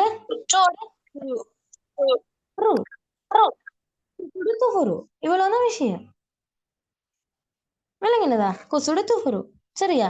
அப்ப அவங்க சொல்றாங்க தனி குற்றெழுத்து அல்லாத. ஓகே, அப்ப எங்களுக்கு தெரியும் நெடில் எழுத்துக்களுக்கு பின்னால சொல்லிட இறுதியில வல்லினமையின் மேலேறி வரும் முகரமா, அதாவது இந்த குசுடு துஃபுரு இதுல ஏதாச்சும் ஒரு எழுத்து வரணும். அப்படி ஏறி வரும் முகரம் என்ன செய்யுமா? தண்ட மாத்திரையிலிருந்து குறைந்து ஒழிக்குமா? தண்ட மாத்திரையிலிருந்து என்ன செய்யுமா? குறைந்து ஒழிக்குமா? அப்ப ஒன்றோ இறுதி எழுத்தாக கூண வரலாம், சூண வரலாம், பூண வரலாம், தூண வரலாம், ஏதாச்சும் ஒன்று வரலாம். ஆனால் இந்த ஆறுல இருந்து ஒன்றுதான் வரணும். குற்றியலுகர சொல்லாக இருக்க வேணுமா இருந்தால் கடைசியில என்ன எழுத்து இருக்கணும் பிள்ளைகள்? என்ன எழுத்து குசுடுத்துப்புரு இருக்கு? குசுடு துஃபுரு இருக்கு. அப்ப குசுடு துஃபுரு இருந்தால் அதுக்கு என்ன நடக்கும்டா, இவங்களுக்கு ஏற்கனவே மாத்திரை அளவு உண்டு. எனவே இவங்க என்ன செய்யும்? ஒரு மாத்திரையிலிருந்து அரை மாத்திரையாக குறைவாரு. இதைத்தான் சொல்லுற குற்றியலுகரம் அப்படின்ட்டு. சரியா? ஓகே. இப்ப ஒவ்வொரு உதாரணத்தையும் பார்க்கும்போது உங்களுக்கு இன்னும் கிளியரா விளங்கும். சரி, இந்த குற்றியலுகரத்த பிள்ளைகள் நாங்க மொத்தமாக 6 வகையாக பிரிக்கிறோம். சரியா? இது அடிக்கடி கேள்விகளுக்கெல்லாம் கேட்டு வருவாங்க. 6 வகையான குற்றியலுகரங்கள். அதுல முதலாவது நாங்க சொல்லுவோம் பிள்ளைகள் நெடில் தொடர் குற்றியலுகரம். என்ன? நெடில் தொடர் குற்றியலுகரம். சரியா? நெடில் தொடர் குற்றியலுகரம் மண்டா பிள்ளைகள், இதுல நான் ஏற்கனவே ஒரு டிப்ஸ் ஒன்று சொல்லி தந்தேன் உங்களுக்கு. நெடில் தொடர் குற்றியலுகரமாக அமையக்கூடிய எல்லா சொற்களுமே 2 எழுத்து கொண்ட சொற்களாத்தான் இருக்கும். என்ன?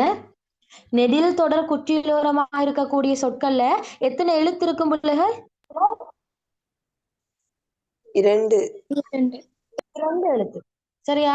இது ஒரு டிப்ஸ் உண்டா, இதை நினைவு வச்சுக்கொள்ளுங்க. சரி, இப்ப பாருங்க, நெடில் தொடர் குற்றியலுகரம்னு சொன்னா என்னண்டா, நெட்டெழுத்தை அடுத்ததாக குசுடு துஃபுருல ஒரு எழுத்து அமையுமாக இருந்தால் அது நெடில் தொடர் குற்றியலுகரம். உதாரணமா பாருங்க, நாடு. ஃபர்ஸ்ட்டுக்கு நீங்க ஒரு சொல் குற்றியலுகரமா இல்லையான்னு பாக்குறதுக்கு முதல் ஃபர்ஸ்ட்டுக்கே பார்க்கணும் என்ன, அதுல இறுதி எழுத்து குசுடு துஃபுருல ஒரு எழுத்தா இருக்குதான்னு பார்க்கணும். இவ பாருங்க, குசுடு துஃபுருல ஒரு எழுத்தா இருக்குதா?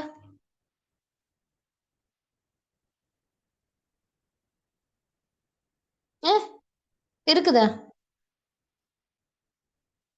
On teacher. இருக்குது. டூனா இருக்குது. அதுக்கு பிறகு நான் பார்க்கணும், ஓகே இது குற்றியலுகரம். அப்ப இந்த வகைன்னு பார்க்கணும் தானே. பாருங்க, நான் சொன்னேன் நெடில் தொடர் குற்றியலுகரமா இருந்தால் ஒரு நெட்டெழுத்தை அடுத்ததாக குசுடு துஃபுருல ஒரு எழுத்து வரணுமா? பாருங்க, நானாண்டு சொல்றது நெட்டெழுத்தா இல்லையா? நெட்டெழுத்து. நெட்டெழுத்து. எனவே ஒரு நெட்டெழுத்தை அடுத்ததாக குசுடு துஃபுருல ஒரு எழுத்து வருமாக இருந்தால் அது நெடில் தொடர் குற்றியலுகரம். இப்ப என்ன நடக்குமண்டா, இந்த டூனா என்ன செய்யும்? தண்டா ஒரு மாத்திரையிலிருந்து அரை மாத்திரையாக குறைவாரு. என்ன செய்யும்? டூனா என்ன செய்யும் புள்ளகள்?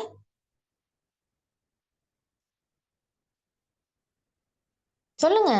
மாத்திரையிலிருந்து குறைந்த அரை மாத்திரையாக ஒழிக்கும். ஒரு மாத்திரையிலிருந்து குறைந்து அரை மாத்திரையாக ஒழிக்கும். பாருங்க, அப்ப நெடில் தொடர் குற்றியலுகரம் என்றது அதுதான். ஒரு நெட்டெழுத்தை அடுத்ததாக குசுடு துஃபுருல ஒரு எழுத்து வந்தேன்னு சொன்னா அந்த குசுடு துஃபுருல வரக்கூடிய ஒரு எழுத்து ஒரு மாத்திரையிலிருந்து அரை மாத்திரையாக குறையும். இவர்ட மாத்திரை கொண்டும் நடக்காது, இந்த நானாட மாத்திரை கொண்டுமே நடக்காது, டூனாக்கு தான் நடக்கும். சரியா? இன்னொரு உதாரணம் பாருங்க, பாடு. பானான்றது நெடில் எழுத்தா இல்லையா? கதைங்க. நெடில் எழுத்து. எனவே அந்த நெடில் எழுத்தை அடுத்ததாக குசுடு துஃபுருல இருக்கிற டூனா வந்திருக்குது. எனவே இந்த டூனாக்கு என்ன நடக்கும்?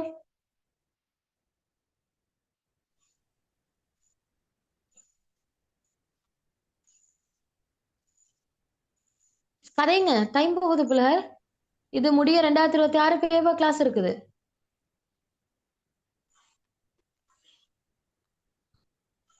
ஒரு மாத்திரையிலிருந்து குறுகி ஒழிக்கும். சொல்றதுக்கு இவ்வளவு நேரமா? அப்ப டூன் என்ன நடக்கும்? ஒரு மாத்திரையிலிருந்து அரை மாத்திரையாக குறைந்து ஒழிக்க போகுது. சரியா? இதுதான் நெடில் தொடர் குற்றியலுகரம். அப்போ ஒண்ணு நோட் பண்ணுங்க, நான் சொல்லிட்டு வந்த எல்லா உதாரணங்களுக்கும் இப்ப நாடுன்னு சொன்னேன், பாடுன்னு சொன்னேன், ஓதுகண்டு இருக்குது, வேற என்ன இருக்குது, சோறு இருக்குது. இது எல்லா சொற்கள்லையும் எழுத்துக்கள் எத்தனை இருக்குது உலகள்? 2 எழுத்துக்கள். அப்ப நீங்க நல்லா நினைக்கணும், நெடில் தொடர் குற்றியலுகரமா இருந்தால் அந்த சொல்லுல 2 எழுத்துக்கள் தான் இருக்கும். இது கொஞ்சம் அந்த விடையை தேடுறதுக்கான நுணுக்கமா. சரி, இது விளங்கிட்ட? On teacher. ஓகே, அடுத்தது பாருங்க, வன்தொடர் குற்றியலுகரம். ரெண்டாவது வகை என்ன? வன்தொடர் குற்றியலுகரம். வன்தொடர் குற்றியலுகரம் என்று சொல்றது எதண்டா பிள்ளைகள்? வல்லின மெய்யெழுத்துக்களை அடுத்ததாக ஒரு சொல்லுல குசுடு துஃபுருல ஒரு எழுத்து வந்தால் அந்த குசுடு துஃபுருல எழுத்து ஒன்றுல இருந்து அரைவாசியாக குறையுமா? சரி, குழம்ப தேவை. உதாரணத்தின் மூலமாவே எங்களுக்கு பார்க்கலாம். பாருங்க, உதாரணமான அழுகிறன் கொக்கு. பாருங்க, கொக்குல வள்ளினமை எழுத்து இக்கண்ணாவன. வள்ளினமை எழுத்துன்றது கச்சடத்தை பெற. இந்த இக்கண்ணாவை அடுத்ததாக பாருங்க குசுடு துஃபுருல ஒரு எழுத்து வந்திருக்குது. என்ன இப்ப என்ன நடக்கும்? இந்த குசுடு துஃபுரு தண்ட ஒரு இந்த குசுடு துஃபுருள் இருக்கிற இந்த கூனா தண்ட ஒரு மாத்திரையிலிருந்து அரை மாத்திரையாக குறைந்து கொள்வாரு. இப்படி அரை மாத்திரையாக குறைந்ததுதான் பிள்ளைகள் என்ன? குற்றியல் உகரம். அப்ப வன்தொடர் குற்றியல் உகரம் என்று சொல்றது என்றால் வல்லினமை எழுத்தை அடுத்ததாக குசுடு துஃபுருல ஒரு எழுத்து வருமாக இருந்தால் அதுதான் வன்தொடர் குற்றியல் உகரம். உதாரணம் பாருங்க, புற்று, கரையான் புற்று. இப்ப புற்றுன்னு எடுத்தனா பிள்ளைகள் இற்றன்னா இருக்குது. அப்ப இற்றன்னான்னு சொல்றது வல்லினமை எழுத்தா இல்லையா? பச்சட தப்பறல ஒரு எழுத்து. ஓ டீச்சர். எனவேதான் இந்த வல்லினமை எழுத்தை அடுத்ததாக குசுடு துஃபுருல ஒரு ரூணா இருக்கிறதால என்ன நடக்க போகுது? இது வன்தொடர் குற்றியலுகரம். அப்ப இந்த ரூணா தன்னை மாத்திரைய அரைவாசியாக குறைத்து கொள்வார். சரியா? இங்க மாத்திரை குறைந்தது எதுக்குன்னு நீங்க பார்க்கணும். இந்த ரூணாக்குத்தான் மாத்திரை குறையும். சரியா? ஓகே, இது விளங்கிட்ட? ஓ டீச்சர். Own teacher. ஓகே, அடுத்தது பிள்ளைகள் மென்தொடர் குற்றியலுகரம். மென்தொடர் குற்றியலுகரம் என்று சொல்றது எதுன்னு சொன்னா அதே மாதிரிதான் வல்லினமை எழுத்துக்கு அடுத்ததாக குசுறு துஃபுரு வந்தால் நாங்க எப்படி வன்தொடர் என்று சொல்றோமோ அதே மாதிரி மெல்லினமை எழுத்தை அடுத்ததாக ஒரு குசுடு துஃபுரு எழுத்து வந்தால் அதுக்கு மென்தொடர் என்று சொல்லுவோம். இவ்வளவுதான் விஷயம். இலக்கணம் ஈஸி. பாருங்க, உதாரணம் பஞ்சு. இப்போ இஞ்சன்னா மையெழுத்தா இருக்குது. இது என்ன வகையான மையெழுத்து? ஒரு மெல்லின மையெழுத்து. எனவே இந்த மெல்லின மையெழுத்தை அடுத்ததாக குசுடு துஃபுருல ஒரு எழுத்து வந்திருக்குது. குறிப்பான சூன வந்திருக்குது. எனவே தான் என்ன நடக்க போகுது? இது மென்தொடர் குற்றியலுகரம். அப்போ சூனா தன்னை மாத்திரையிலிருந்து என்ன செய்யும்? அரைவாசியாக குறைஞ்சு கொள்வார். அப்போ ஒரு மெல்லின மெய்யெழுத்தை அடுத்ததாக குசுடு துஃபுருல ஒரு எழுத்து வருமாக இருந்தால் அது மென்தொடர் குற்றியலுகரம். இன்னொரு உதாரணம் பாருங்களேன், அம்பு. அம்ப பாருங்க, இந்த இம்மன்ற மெல்லின மையெழுத்தை அடுத்ததாக குசுடு துஃபுருல ஒரு எழுத்து வந்திருக்குது பூனா. எனவே என்ன நடக்க போகுது? அந்த பூனா ஒரு மாத்திரையிலிருந்து அரை மாத்திரையாக குறையும். இதுதான் மென்தொடர் குற்றியலுகரம். கிளியரா? Own teacher. ஓகே, அடுத்ததுக்கு போ. அதே மாதிரிதான் பிள்ளைகள் இடைத்தொடர் குற்றியலுகரம். இடைத்தொடர் குற்றியலுகரம் என்றாலும் இடையின மைய எழுத்தை அடுத்து குசுடு துஃபுரு வந்தால் இடைத்தொடர் தான். அவ்வளவு அந்த விஷயம். பாருங்க, சாருகு. இப்ப மையெழுத்து இர்ரன்னா இருக்குது. இர்ரன்னான்னு சொல்றது ஒரு இடையின மையெழுத்தா இல்லையா? இடையினமை எழுத்து. வருடொலிக்குள்ள நாங்க படிச்சோம்னா இர்ன்றது ஒரு இடையினமை எழுத்து. எனவே அந்த இடையினமை எழுத்தை அடுத்ததாக இந்த பூட வந்திருக்குது. குசுடு துஃபுருல ஒரு எழுத்து வந்திருக்குது. எனவே என்னது? இது இடைத்தொடர் குற்றியலுகரம். ஏன்? இர்ரன்னாக்கு அடுத்ததாக பூனை வந்திருக்குது. சரியா? எனவேதான் இந்த பூனாக்கு என்ன நடக்கும்? இங்கன அரை மாத்திரையிலிருந்து ஒரு மாத்திரையிலிருந்து அரை மாத்திரையாக குறைவார். எனவேதான் பிள்ளைகள் ஒரு இடையின மையெழுத்தை அடுத்ததாக குசுடு துஃபுருல ஒரு எழுத்து வருமா இருந்தால் அதுதான் இடைத்தொடர் குற்றியலுகரம். குசுடு துஃபுருவ தவிர வேற என்ன சரி எழுத்து வந்தா அங்க அது குற்றியலுகரம் அல்ல, அது வேற. சரியா? கட்டாயம் இறுதி எழுத்து குசுடு துஃபுருல ஒரு எழுத்தா இருக்கணும். இன்னொரு உதாரணம் பாருங்க, இயல்பு. இதுல இள்ளன்னாண்டு சொல்றது இடையின மையெழுத்து. இடையின மையெழுத்தை அடுத்ததாக குசுடு துஃபுருல ஒரு எழுத்து வந்திருக்குது. எனவே இது என்ன தொடரும் குற்றியலுகரம்? இடைத்தொடர் குற்றியலுகரம். இடைத்தொடர் குற்றியலுகரம். ஓகே, அது கிளியரா? ஆம் டீச்சர். ஓகே. அடுத்தது பாருங்க, ஆயுதத்தொடர் குற்றியலுகரம். ஆயுதத்தொடர் குற்றியலுகரம்னு சொல்றது எதண்டா பிள்ளைகள், இந்த ஆயுத எழுத்தை அடுத்ததாக குசுடு துஃபுருல ஒரு எழுத்து வருமாக இருந்தால் அதுக்கு நாங்க சொல்லுவோம் ஆயுதத்தொடர் குற்றியலுகரம். உதாரணமா பாருங்க, அகுது. ஆயுத எழுத்து இருக்குதே, ஆயுத எழுத்துக்கு பக்கத்துல குசுடு துஃபுருல ஒரு எழுத்து இருக்குது. எனவே அகுது என்று சொல் ஒரு குற்றியலுகர சொல். எனவேதான் தூணாட மாத்திரை அரைவாசியாக குறையும். இன்னொரு உதாரணம் பாருங்க, எஹு.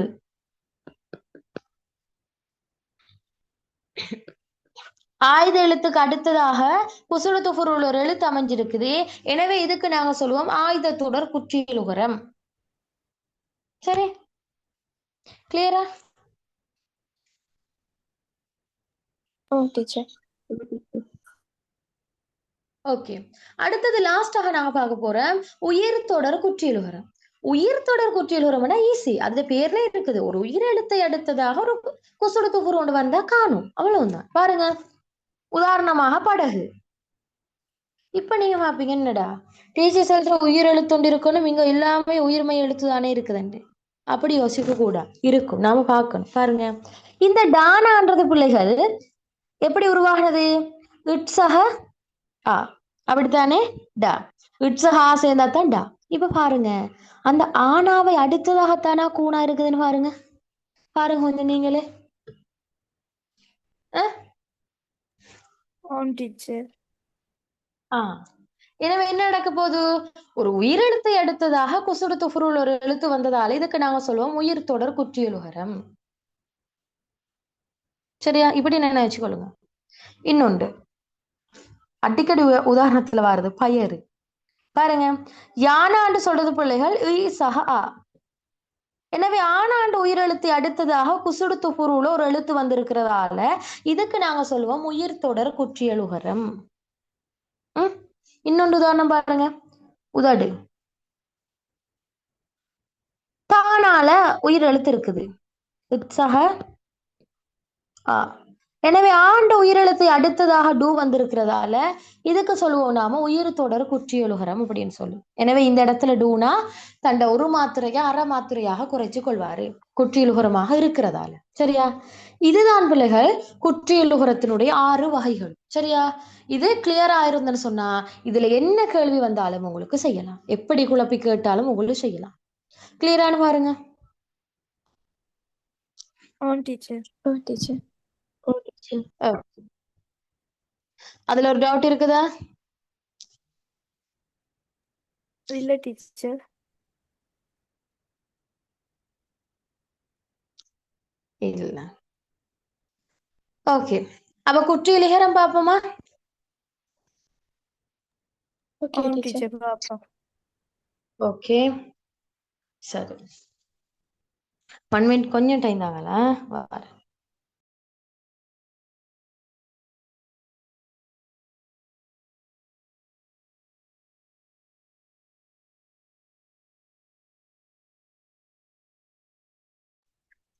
ஒன் மினிட் கொஞ்சம் இருங்க, வரேன்.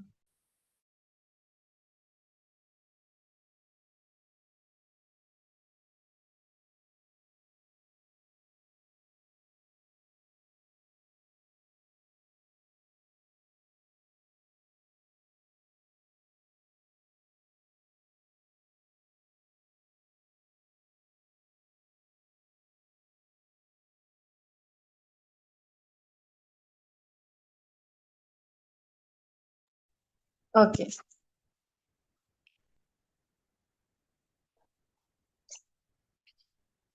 ஓகே.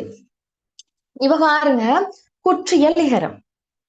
குற்றியல் உகரம் பார்த்த மாதிரியே தான் குற்றியல் இகரம். அதாவது பிள்ளைகள் குற்றியல் இகரம் என்று சொல்றது எதுன்னு சொன்னா நல்லா அவதானிச்சு கொள்ளணும். ஒரு குற்றியலுகர சொல்லுக்கு முன்னால, எப்படி ஒரு குற்றியலுகர சொல்லுக்கு முன்னால யகர வரிசையில வரக்கூடிய ஒரு சொல் வந்தன்னு சொன்னா அந்த குற்றியல் உகரத்துல கடைசியில அந்த உகரம் ஒன்று இருக்குமே, கூ சூடு தூ பூரன் உகரம் இருக்கும் தானே, அந்த உகரம் என்ன செய்யும் என்றால் இகரமாக மாறிடுமா. எப்படி மாறிடுமா? இகரமாக. இகரமாக மாறிடும். சரியா? அப்போ கொஞ்சம் நல்லா விளங்கெடுக்கணுங்க. சரியா? புது புள்ளைகளும் இருக்குங்க 2028 ஆழமா விளங்கெடுங்களா? ஓகே. அதாவது நாங்க ஒரு சொல்லொண்டு இருக்கு, அது குற்றியலுகர சொல். குற்றியலுகர சொல்லா இருந்தா அது குற்றியலுகரத்துக்குள்ள எந்த வகையை சேர்ந்தும் இருக்கலாம். அது நெடில் தொடரா கூட இருக்கலாம், வன்தொடர் குற்றியலுகரமா இருக்கலாம், மென்தொடர் குற்றியலுகரமா இருக்கலாம், ஏன் உயிர் தொடர் குற்றியலுகரமா கூட இருக்கலாம். ஏதோ ஒரு குற்றியலுகர சொல்லொண்டு இருக்குது. அதுக்கு முன்னால யகர வரிசையில் இருக்கக்கூடிய ஒரு சொல் வந்துன்னு வைங்க. சரியா? இப்படி யகர வரிசையில் இருக்கக்கூடிய ஒரு சொல் வந்தால் குற்றியலுகரத்தில் இருக்கிற ஊனா என்ன நடக்குது, அவர் பயந்துடுவாரு. உதாரணமாக கொக்குன்னு எடுப்போமே.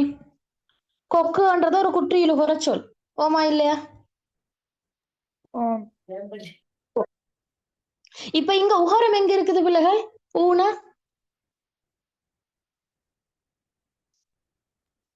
கொக்குன்றதுல ஊன எங்க இருக்குது? கடைசி எழுத்துல. Very good, very good. கடைசி எழுத்துல இருக்குது பாருங்க. இவர் ஒளிஞ்சு டீக்கிறாரு, உக்கோட சேர்ந்துதான் ஊன் இருக்காரு, ஊனக்கோட ஒளிஞ்சு டீக்கிறாரு. எனவே ஊன் இருக்கிற இடம் இங்க. எனவேதான் கொக்கு காக்குறாரு. சரி, தண்ட முன்னால யார வரிசையில் இருக்கக்கூடிய ஒரு யாது என்ற ஒரு சொல்லொண்டு இருக்குதே என்று கண்டு இவர் பயந்துடுவாரு. கூனை பயந்து என்ன செய்வாரு, டக்குண்டு தனக்குள்ள ஒரு ஊனை இருக்குதே அந்த உகரத்தை நீ போங்களேன்னு சொல்லி விரட்டிட்டு இவர் இகரமாக மாறிடுவார் பயந்து. இப்படி இதெல்லாம் இப்ப ஏன் சொல்றேன்னு சொன்னா நீங்க அந்த இன்ட்ரெஸ்டா விலங்கெடுத்து கொள்ளணும்ன்றதுக்காக வேண்டி. இலக்கணம்ன்றது அப்படித்தான், கட்டுக்கட்டா நோட்ஸ் பாடமாக்குற இல்ல. சில நுட்பங்களும் டெக்னிக்ஸும் தான் இலக்கணத்துக்கு எங்களுக்கு கூட மார்க்ஸ் எடுக்கிறது வைக்கும். சரியா? ஓகே. அப்போ ஒரு குற்றியலுகர சொல்லொண்டுக்கு முன்னால யகர வரிசையில் இருக்கக்கூடிய ஒரு சொல் வந்தால் அந்த குற்றியலுகர சொல்ல என்ன செய்யுமா, பயந்து தண்ட லாஸ்ட் எழுத்துல இருக்கக்கூடிய உகரத்துக்கு சொல்லுமா, நீ போயிட்டு ஈனா அனுப்பு, நீ போயிட்டு ஈனா அனுப்புன்னு சொல்லும். அப்ப என்ன செய்யும், டக்கண்டு ஊனா ஈனாவாக மாறிடும். உகரம் என்ன செய்யும், இகரமாக மாறிடும். அப்ப இகரமாக மாறிடால் இந்த இக்ஸகை என்னவாக மாறும் பிள்ளைகள்? கீயாக மாறும். கீயாக மாறப்போகுது. எனவேதான் ஒரு குற்றியலுகர சொல்லுக்கு முன்னால யகர வரிசையில் ஒரு சொல் வந்தால் அந்த குற்றியலுகர சொல்லுல லாஸ்ட்ல இருக்கக்கூடிய உகரம் இகரமாக மாறுவதுதான் குற்றியல் இகரம். இது ஒரு குற்றியலுகர சொல்லுக்கு முன்னால ஒரு யகர வரிசையில் இருக்கக்கூடிய ஒரு சொல் வந்தால் அந்த குற்றியலுகரத்துல லாஸ்ட்ல இருக்கக்கூடிய உகரம் என்ன செய்யுமா, இகரமாக மாறிடுமா பயந்து. அவர் மாறினதால என்ன நடக்க போகுது, இப்போ மாத்திரை குறைய போகுது. இல்லைங்களா? குற்றியலுகரத்துல மாத்திரை குறைய போகுது. எனவே என்ன செய்யும், ஒரு மாத்திரையிலிருந்து அரை மாத்திரையாக குறைவார். சரி, உதாரணம் பாருங்களா. நாடு யாது. முதலாவது நான் பார்க்கணும் நாடு என்று சொல்லி இருக்குது. இது ஒரு குற்றியலுகர சொல்லான்னு பார்க்கணும். பாருங்க, குற்றியலுகர சொல்லா ஓம் டீச்சர். குற்றியலுகர சொல் என்ன வகைன்னு சொல்லுங்க பாப்போம். நெடில் தொடர் குற்றியலுகரம். Very good. நெடில் தொடர் குற்றி, நம்ம பிள்ளைகள் இலக்கணத்துல பவர். நெடில் தொடர் குற்றியலுகரம் என்ன நாடு. அப்ப இந்த நெடில் தொடர் எங்களுக்கு தெரியும். ஓகே, இது அப்ப குற்றியலுகர சொல். இப்ப பாருங்க, குற்றியலுகர சொல்லுக்கு முன்னால யாரு வந்திருக்கா, யகர வரிசையில் இருக்கக்கூடிய ஒரு சொல் வந்திருக்கு. எனவே என்ன நடக்கும், இப்போ என்ன நடக்கும்? நாடில் உள்ள கடைசி எழுத்தில் உள்ள உகரம் இகரமாக மாறும். Very good. அவ்வளவுதான் விஷயம்.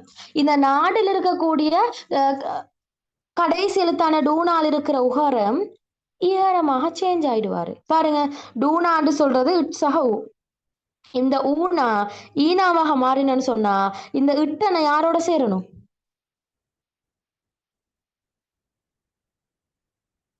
யாரோட சேரணும், இட்டனோட. இட்டனை யாரோட சேரணும், ஈனோட. ஈனாவோட சேரணும். பாருங்க, டூனான்னு சொல்றது இட்ஸக ஊ.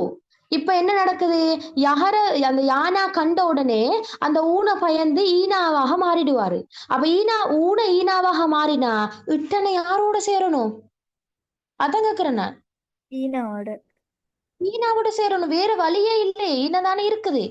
தான் இவ்வளோ நேரமும் சேர்ந்து கொண்ட ஊனதான் ஈனாவாக மாறி இருக்குன்னு சொன்னா அந்த மாறின ஊனோட தானே சேரணும். எனவேதான் இட்டன்னா ஈனாவோட சேருவாரு. அப்ப இட்சஹை என்ன மாறும்? எதாக மாறும்?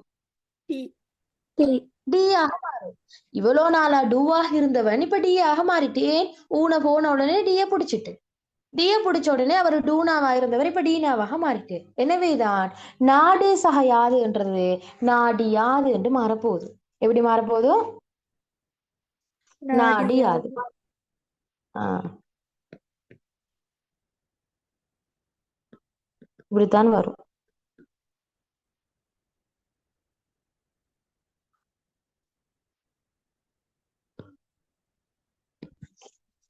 விளங்கினதா? நாடு டீச்சர். சகையாது நாடியாது. இதுல என்ன சரி டவுட் இருக்குதா? இல்ல டீச்சர். இல்ல டீச்சர். Okay. எனவேதான் பிள்ளைகள் அந்த உகரம் இப்ப இகரமாக மாறினால் அதுல மாத்திரை அளவும் என்ன செய்யுமா? ஒரு மாத்திரையிலிருந்து அரை மாத்திரையாக குறையுமாம். எனவே இந்த டிக்கு அந்த டில எத்தனை மாத்திரை இப்ப குறைய போதும்? அரை மாத்திரையா? அரை மாத்திரையாக குறைய போதும். சரியா? இன்னொரு உதாரணம் பார்ப்போமா? பாருங்க.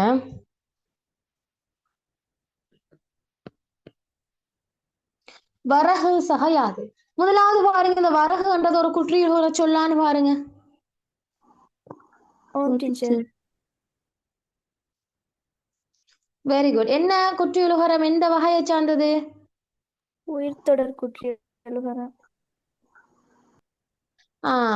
உயர் தொடர் குற்றியலுகரம். Very good. இப்போ இந்த குற்றியலுகர சொல்லுக்கு முன்னால வந்திருக்கிறவர் ஒரு யகர வரிசை சொல். அப்ப நான் சொன்ன இவர் பயந்துடுவார். யாரு? இந்த குற்றியலுகரத்துல லாஸ்ட்ல இருக்கக்கூடிய உகரம் பயந்துடுவாரு. இப்ப என்ன நடக்கும்? இந்த உகரம் இகரமாக மாறிடும்.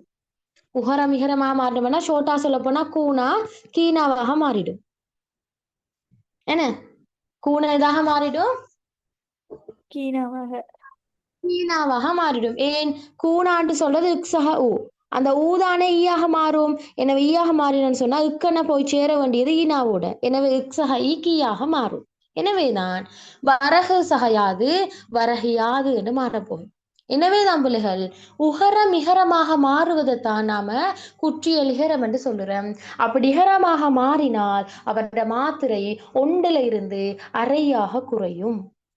இதுதான் விஷயம். கிளியரான பாருங்க.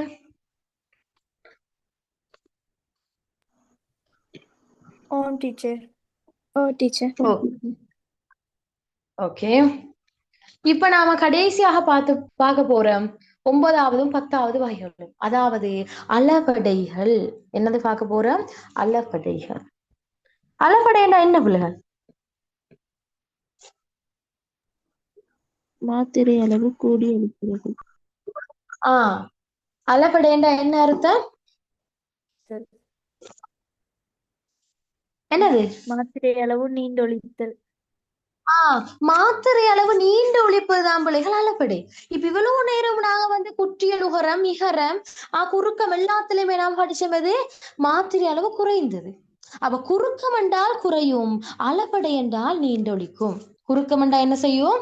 குறையும். அளபடை என்றா என்ன அர்த்தம்? என்ன அர்த்தம்? நீண்டு ஒழிக்கும். பிள்ளைகள் அளவு என்ற அர்த்தம் மாத்திரை. எனவே அளபடை என்ற அதோட அர்த்தம் மாத்திரைகள் நீண்டு ஒழிக்கும்.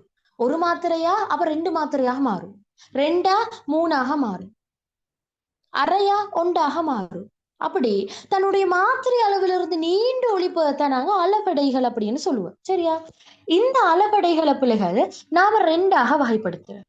ஒன்று உயிரளபடை, அடுத்தது ஒற்றளபடை. சரியா? உயிரளபடை என்றா பிள்ளைகள் உயிரெழுத்துக்கு அடுத்து, அதாவது உயிரளபடை என்றது படிச்சிருப்பீங்க.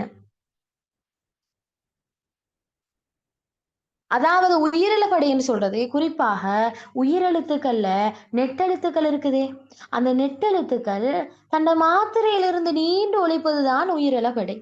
சரியா? எல்லா உயிரெழுத்துக்களும் நீண்டு ஒழிக்காது, குறிப்பாக நெட்டெழுத்துக்கள் தான் நீண்டு ஒழிக்கும். நெட்டெழுத்துக்கள் எத்தனை இருக்குது? 7. 7 இருக்குது. எனவே அந்த உயிரெழுத்துக்கள் இருக்கிற 7 நெட்டெழுத்துகளும் தன்னுடைய மாத்திரையிலிருந்து நீண்டு ஒலித்தால் அதுக்கு நாங்க சொல்லுவோம் உயிரெழுபடி. சரியா? அதே மாதிரி ஒற்றளபடை. ஒற்றளபடை என்று சொல்றது எதண்டா பிள்ளைகள்? ஒற்றெழுத்துண்டா மெய் எழுத்துன்னு அர்த்தம். நான் எழுத்தியல் ஸ்டார்டிங் ஆகும்போதே சொல்லிட்டேன். பின்னால் இந்த விஷயம் எல்லாம் வரும் தெரிஞ்சிருக்கணும் அப்படின்னு சொல்லி. சரியா? உங்களுக்கு தொகுத்து இந்த டியூட்டே நான் அடிச்சு இருக்கிறேன். சரியா? அப்ப ஒற்றளபடைன்னு சொல்றது எதுன்னு சொன்னா ஒற்றெழுத்துக்கள், அதாவது மெய் எழுத்துக்கள் தன்ட மாத்திரையிலிருந்து நீண்டு ஒலிக்குமாக இருந்தால் அது ஒற்றளபடை. சரியா? இதுதான் உயிரளபடையும் ஒற்றளபடையும். இது எப்படி வரும்? இதுல மாத்திரை என்னன்றதை நாங்க இப்ப பின்னாடி பார்க்க போறோம். இந்த ரெண்டும் கிளியரானு பாருங்க.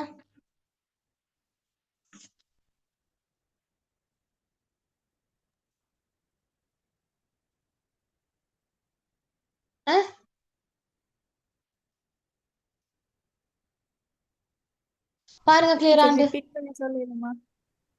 ஓம். அதாவது பிள்ளைகள் உயிரிழவடைன்னு சொல்றது என்னன்னு சொன்னா உயிரிழவடைன்னு சொல்றது எதண்டா உயிரெழுத்துக்கள் தன்னை மாத்திரையிலிருந்து நீண்டு ஒலிப்பது உயிரிழவடை. சரியா? அப்ப உயிரெழுத்துக்கள் எல்லா உயிரெழுத்துக்களுமே நீண்டு ஒலிக்காது. அதுல நெட்டெழுத்துக்கள் இருக்குதே அது மட்டும் தான் நீண்டு ஒலிக்கும். ஒற்றளபடை என்று சொல்றது எதுன்னு சொன்னா மெய்யெழுத்துக்கள் தன்னை மாத்திரையிலிருந்து நீண்டு ஒலிப்பதுதான் ஒற்றளபடை. இதுக்கு உதாரணம் பார்த்தா உங்களுக்கு விளங்கும். இப்ப இது விளங்கினதா ஷோர்ட்டாக?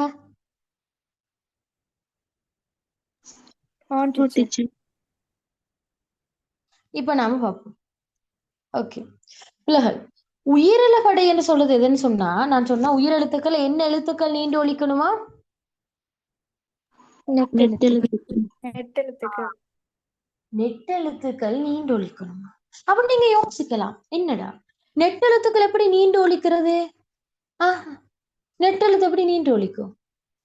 அது எப்படி நீண்டு ஒலிக்கும்டா பிள்ளைகள், அந்த நெட்டெழுத்துக்களை அடுத்ததாக, உதாரணமாக ஓன்னு எடுத்தண்டா அந்த நெட்டெழுத்துக்களை அடுத்ததாக அந்த நெட்டெழுத்து இன எழுத்தொண்டு வந்தால், ஒரு நெட்டெழுத்தை அடுத்ததாக அந்த எழுத்திட இன எழுத்தொண்டு வந்தால் அந்த எழுத்தை நீண்டு ஒலிக்க செய்யுமா அந்த நெட்டெழுத்து. சரியா? அதுக்கு முதல்ல உங்களுக்கு இனவெழுத்தண்டா என்னன்னு தெரியணும். சரி, இனவெழுத்தண்டா என்னன்னு தெரியுமோ? உயிரிழபடை பாக்குறதுக்கு முதல் இனவெழுத்து என்று சொல்றது இது.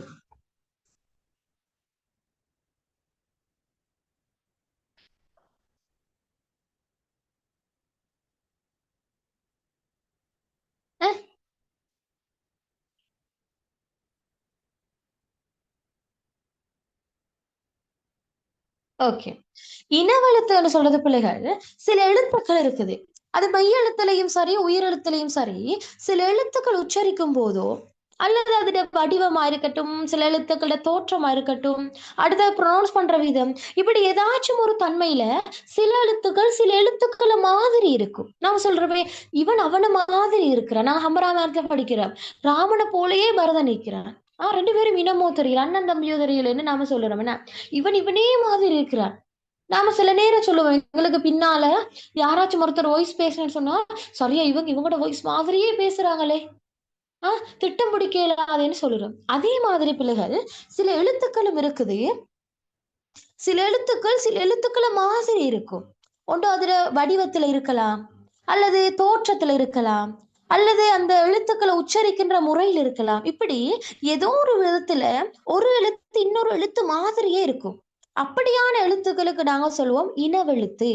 இவங்க கொஞ்சம் ரிலேஷன் மாதிரி, இனம் மாதிரி, எப்படியோ ஒரு விதத்துல அவங்க அந்த ஒற்றுமையான மாதிரி இருக்குது, ஒண்டா மாதிரி எங்களுக்கு விளங்குது. எனவே அப்படியான எழுத்துக்களுக்கு நாங்க சொல்றோம் இன எழுத்து என்று. அந்த இன எழுத்துக்கள் பிள்ளைகள் உயிரெழுத்துக்குள்ளேயும் இன எழுத்துக்கள் இருக்குது, மெய்யெழுத்துக்குள்ளேயும் இன எழுத்துக்கள் இருக்குது. குறிப்பாக உயிரெழுத்துக்கள்ல நெட்டெழுத்துக்கள் எல்லாவற்றுக்குமே அதோட குற்றெழுத்துக்கள் இனவெழுத்தான். உதாரணமாக ஆவெண்டெடுத்தா ஆனாக்கு இனவெழுத்து ஆ, ஈ என்றெடுத்தா ஈனாக்கு இனவெழுத்து இ, ஊ எடுத்தா ஊனாவுக்கு இனவெழுத்து உ. அப்ப ஏ எடுத்தா ஏனாக்கு இனவெழுத்தது ஏ. அடுத்தது ஓனாக்கு இனவெழுத்தது ஓ. ஐக்கு இனவெழுத்தது வெரி குட். ஐக்கு இனவெழுத்து இ. ஏனென்றா பிள்ளைகள் இலக்கண ஆசிரியர்கள் பாக்குறாங்க ஐக்கும் நாம இப்ப இனவெழுத்து கொடுக்கணுமே, கொடுக்கும் பொழுது அவங்க பாக்குறாங்க ஐ என்று நாங்க உச்சரிக்கும் பொழுதும் அதே மாதிரி ஈ என்று உச்சரிக்கும் பொழுதும் ஏதோ ஒரு ஒற்றுமைத்தன்மையோடு வருது. ஐ என்று நாங்க சொல்லும் போதும் ஈ என்று சொல்லும் போதும் அந்த ஒலிப்பு முறையில் ஒற்றுமைத்தன்மை இருக்குது. எனவே இவங்க ரெண்டு பேரும் சேர்த்து இனவெழுத்தா மாத்தலாமண்டு இவங்களுக்கு இனவெழுத்து கொடுத்திருக்குது. ஐக்கு இனம் இவன், ஈக்கு இனம் ஐ, ஐக்கு இனம் இவன், உனக்கு நான் எனக்கு நீ என்ற மாதிரி. சரியா? அடுத்தது ஔக்கு இனவெழுத்து ஊ. பாருங்க, நம்ம ஔ என்று சொல்றோம், ஊ என்று சொல்லும் போது ரெண்டும் அந்த ப்ரொனவுன்சியேஷன்ல ஒரே மாதிரி வருது. எனவே உனக்கு நீ எனக்கு நான், ஔக்கு இனவெழுத்து ஊனாவை கொடுத்திருக்கிறாங்க. எனவேதான் உயிரெழுத்துக்களோட இனவெழுத்துக்கள் இப்படி மாறும். ஆக்கு இனவெழுத்து, ஈக்கு இனவெழுத்து, ஊக்கு இனவெழுத்து அப்படி வரும். ஐக்கு இனவெழுத்து இ, ஔக்கு இனவெழுத்து ஊவாக வரப்போகுது. இதுதான் உயிரெழுத்துக்களோட இனவெழுத்து. சரியா? ஆம் டீச்சர். அதே மாதிரி மெய்யெழுத்துக்களுக்கும் இனவெழுத்துக்கள் இருக்குது. குறிப்பாக வல்லினமைகளுக்கு எல்லாம் மெல்லினங்கள் இனமா. வல்லினம் என்ன? கச்சட, தப்பற. அப்போ இங்கெல்லாம் கஞ்சன நமன. இக்குக்கு இனவெழுத்து இங்கு, இச்சுக்கு இனவெழுத்து இஞ்சு, இட்டுக்கு இனவெழுத்து இன்னு, இத்துக்கு இனவெழுத்து இந்து, இப்புக்கு இனவெழுத்து இம்மு, இற்றுக்கு இனவெழுத்து இன்னு. ஆனால் இடையினத்துக்கு மட்டும் இனவெழுத்துக்கள் இல்லை. வல்லினத்துக்கு இனவெழுத்து மெல்லின, ஆனா இனவெழுத்து இல்லாத ஒரு எழுத்துன்னு கேட்டால் அது இடையின எழுத்து. சரியா? இப்ப இனவெழுத்துக்கள் விளங்கியாச்சா? ஆம் டீச்சர். ஓகே, இப்ப அதோட வாங்க உயிரிழப்படைக்கு. சரி, அப்ப உயிரிழப்படைன்னு சொல்றது எதண்டா பிள்ளைகள்? உயிரெழுத்துக்கள் தண்ட மாத்திரையிலிருந்து நீண்டு ஒழிப்பதுதானாம் உயிரிழப்படை. அப்ப இது எப்படி நீண்டு ஒழிக்கலாம் என்று பார்க்கும் பொழுதோ அங்கதான் சொல்றாங்க, உயிரெழுத்துக்கள் நெட்டெழுத்துக்கள் இருக்குதே, அந்த நெட்டெழுத்துக்கள் தான் நீண்டு ஒழிக்குமா. எப்படி? அது எப்படி நீண்டு ஒழிக்கும் என்றால், அந்த நெட்டெழுத்துக்களை அடுத்ததாக அதிட்ட ஒரு இனவெழுத்து வரும்போதோ அது என்ன செய்யுமா? நீண்டு ஒழிக்குமா. இதெல்லாம் பழங்காலத்துல இருந்தது. உதாரணமாக செய்யுள்களை எல்லாம் இப்படி பயன்படுத்தினாங்க. ஓதலண்டத்தை ஓதலண்டு இழுத்து சொன்னாங்க. நாம ஓதலண்டு சொல்றத ஓதலண்டு இழுத்து சொன்னாங்க. இப்ப பாருங்க, ஓதலண்டு சொல்றதுக்கும் ஓதலண்டு சொல்றதுக்கும் இங்கெல்லாம் டிஃபரன்ஸ் இருக்குதா இல்லையா? இது ரெண்டையும் உச்சரிக்கும் பொழுது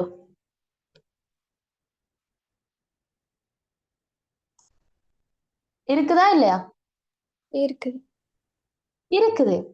இதை நாம ஓதல் என்று சொன்னோம், இத கொஞ்சம் நீட்டி சொல்றோம், ஓதல் என்று சொல்றோம். இதையே நீட்டி நாம சொல்ல காரணம் என்னென்றால், இந்த ஓனாக்கு அடுத்ததாக இவருடைய ஒரு இனவெழுத்து இவரை எடுத்துக்கொண்டாரு. எனவே இனவெழுத்து வந்ததால் அவரையும் நான் உச்சரிக்க வேண்டும் தானே. எனவேதான் கொஞ்சம் காலம் நீட்டி எடுக்குது. எனவே இதனால மாத்திரையும் நீளுது. மாத்திரைன்னு சொல்றது கால அளவு தானே, எனவே மாத்திரையும் நீளுது. பாருங்க, இப்ப ஓதல் என்று சொல்லும் போது இந்த ஓக்கு மாத்திரை அளவு 2. இப்ப ஓதல் என்று சொல்லும் போது இதுக்கு மாத்திரை அளவு 2, ஓக்கு மாத்திரை அளவு எத்தனை? எத்தனை? ஒன்று. 1. எனவே மொத்தம் எத்தனை? 3. 3. எனவேதான் உயிரிழவடையினுடைய மாத்திரை அளவு 3 என்று சொல்லுறேன். இன்னொன்று பாருங்க, இன்னும் ஒரு உதாரணம் பாருங்களா. வேற என்ன சொல்லலாம் உயிரிழவடைக்கு? இது கடா யானை கடல் கால் மைந்தன். இதுல நீங்க படிச்சிருப்பீங்க, கம்பராமாயணத்துல எல்லாம் படிப்பீங்க, ஓலவெளி எல்லாம் வரும். கடா யானை கடல் கால் மைந்தன். இப்ப பிள்ளைகள் கடான்னு சொல்றதையும் விட கடான்னு சொல்லும் போது நாங்க கொஞ்சம் இழுத்து சொல்றோம்னா பாருங்க, சொல்றோமா இல்லையா? சொல்லு. இதுல மாத்திரை அளவு நீ எழுது பாருங்க. இங்க மாத்திரை அளவு 2, இப்ப இங்க வந்து 3 போகுது பாருங்க. டாக்கு மாத்திரை அளவு எத்தனை பிள்ளைகள்? 2. 2. ஆக்கு மாத்திரை அளவு 1. 1. கூட்டினா 3. பாருங்க, இந்த டால இட்ஸ் ஆதானே பிள்ளைகள் டா, இட்ஸ் ஆதானே டா. எனவேதான் பாருங்க, ஆனாட இனவெழுத்து பக்கத்துல ஆனா வந்திருக்குது. ஆனாட இனவெழுத்து இல்லையா? ஆட இனவெழுத்து ஆ, எனவே இனவெழுத்து பக்கத்துல வந்திருக்குதான்னு பாருங்க. ஓ வந்திருக்கு. எனவேதான் பிள்ளைகள் ஒரு நெட்டெழுத்தை அடுத்து தனக்கு இனமான ஒரு குற்றெழுத்து வந்தேன்னு சொன்னா, ஒரு நெடிலெழுத்தை அடுத்து தன்னுடைய இனவெழுத்து வந்தேன்னு சொன்னா என்ன நடக்குமா? மாத்திரை அளவு கூடி ஒலிக்குமா. இது விளங்கிட்ட? எனவேதான் உயிரிழவடையினுடைய மாத்திரை அளவு 3. சரி,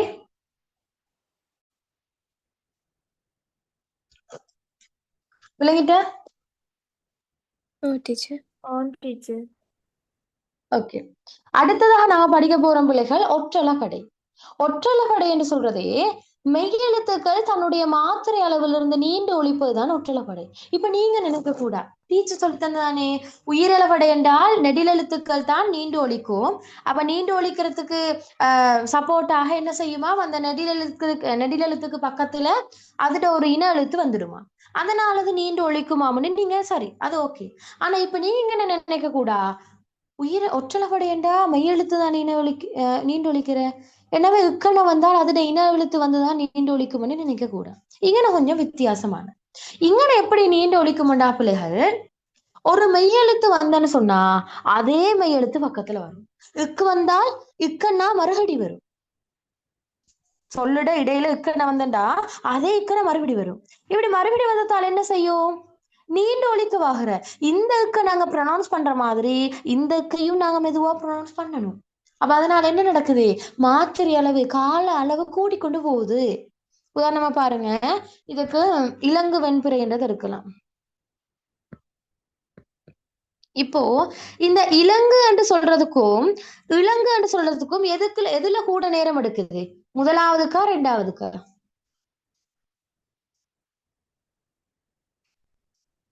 முதலாவதுக்கு கூட நேரம் எடுக்குமா, ரெண்டாவதுக்கு கூட நேரம் எடுக்குமா? முதலாவது. முதலாவது. ஏன், இங்க இலங்குன்னு சொல்லி ஒருங்கோட முடிச்சிட்டாங்க, ஆனா இங்க இலங்குன்னு முடிச்சிட்டு இருக்காங்க. எனவே ரெண்டு வந்ததால இதை நீண்டு ஒழிக்க வேண்டிய தேவை ஒன்று இங்க ஏற்படுது, இதனை நீட்டி ஒழிக்க வேண்டிய தேவை ஏற்படுது. எனவே நீட்டி ஒழிக்கிறதால இயல்பாக இதோட மாத்திரை அளவும் கூடுது.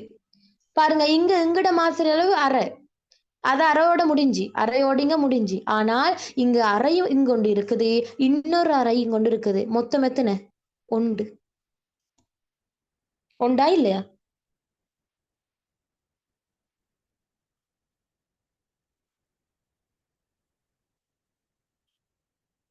விளங்கினதா?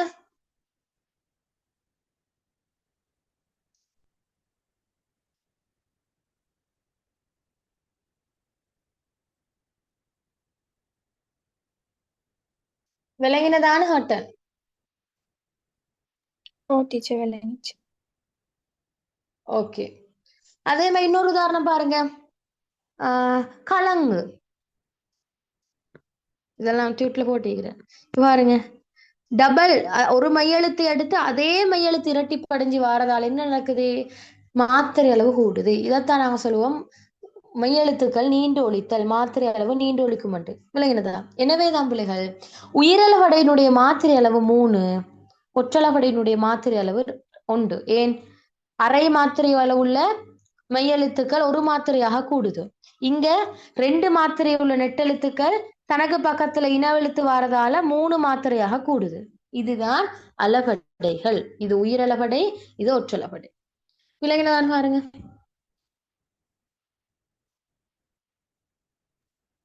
On teacher.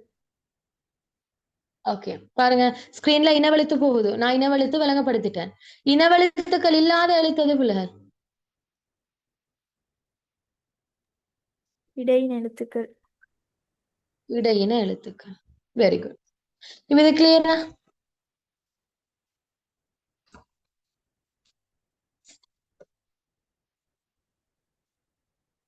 கிளியரானு பாருங்க.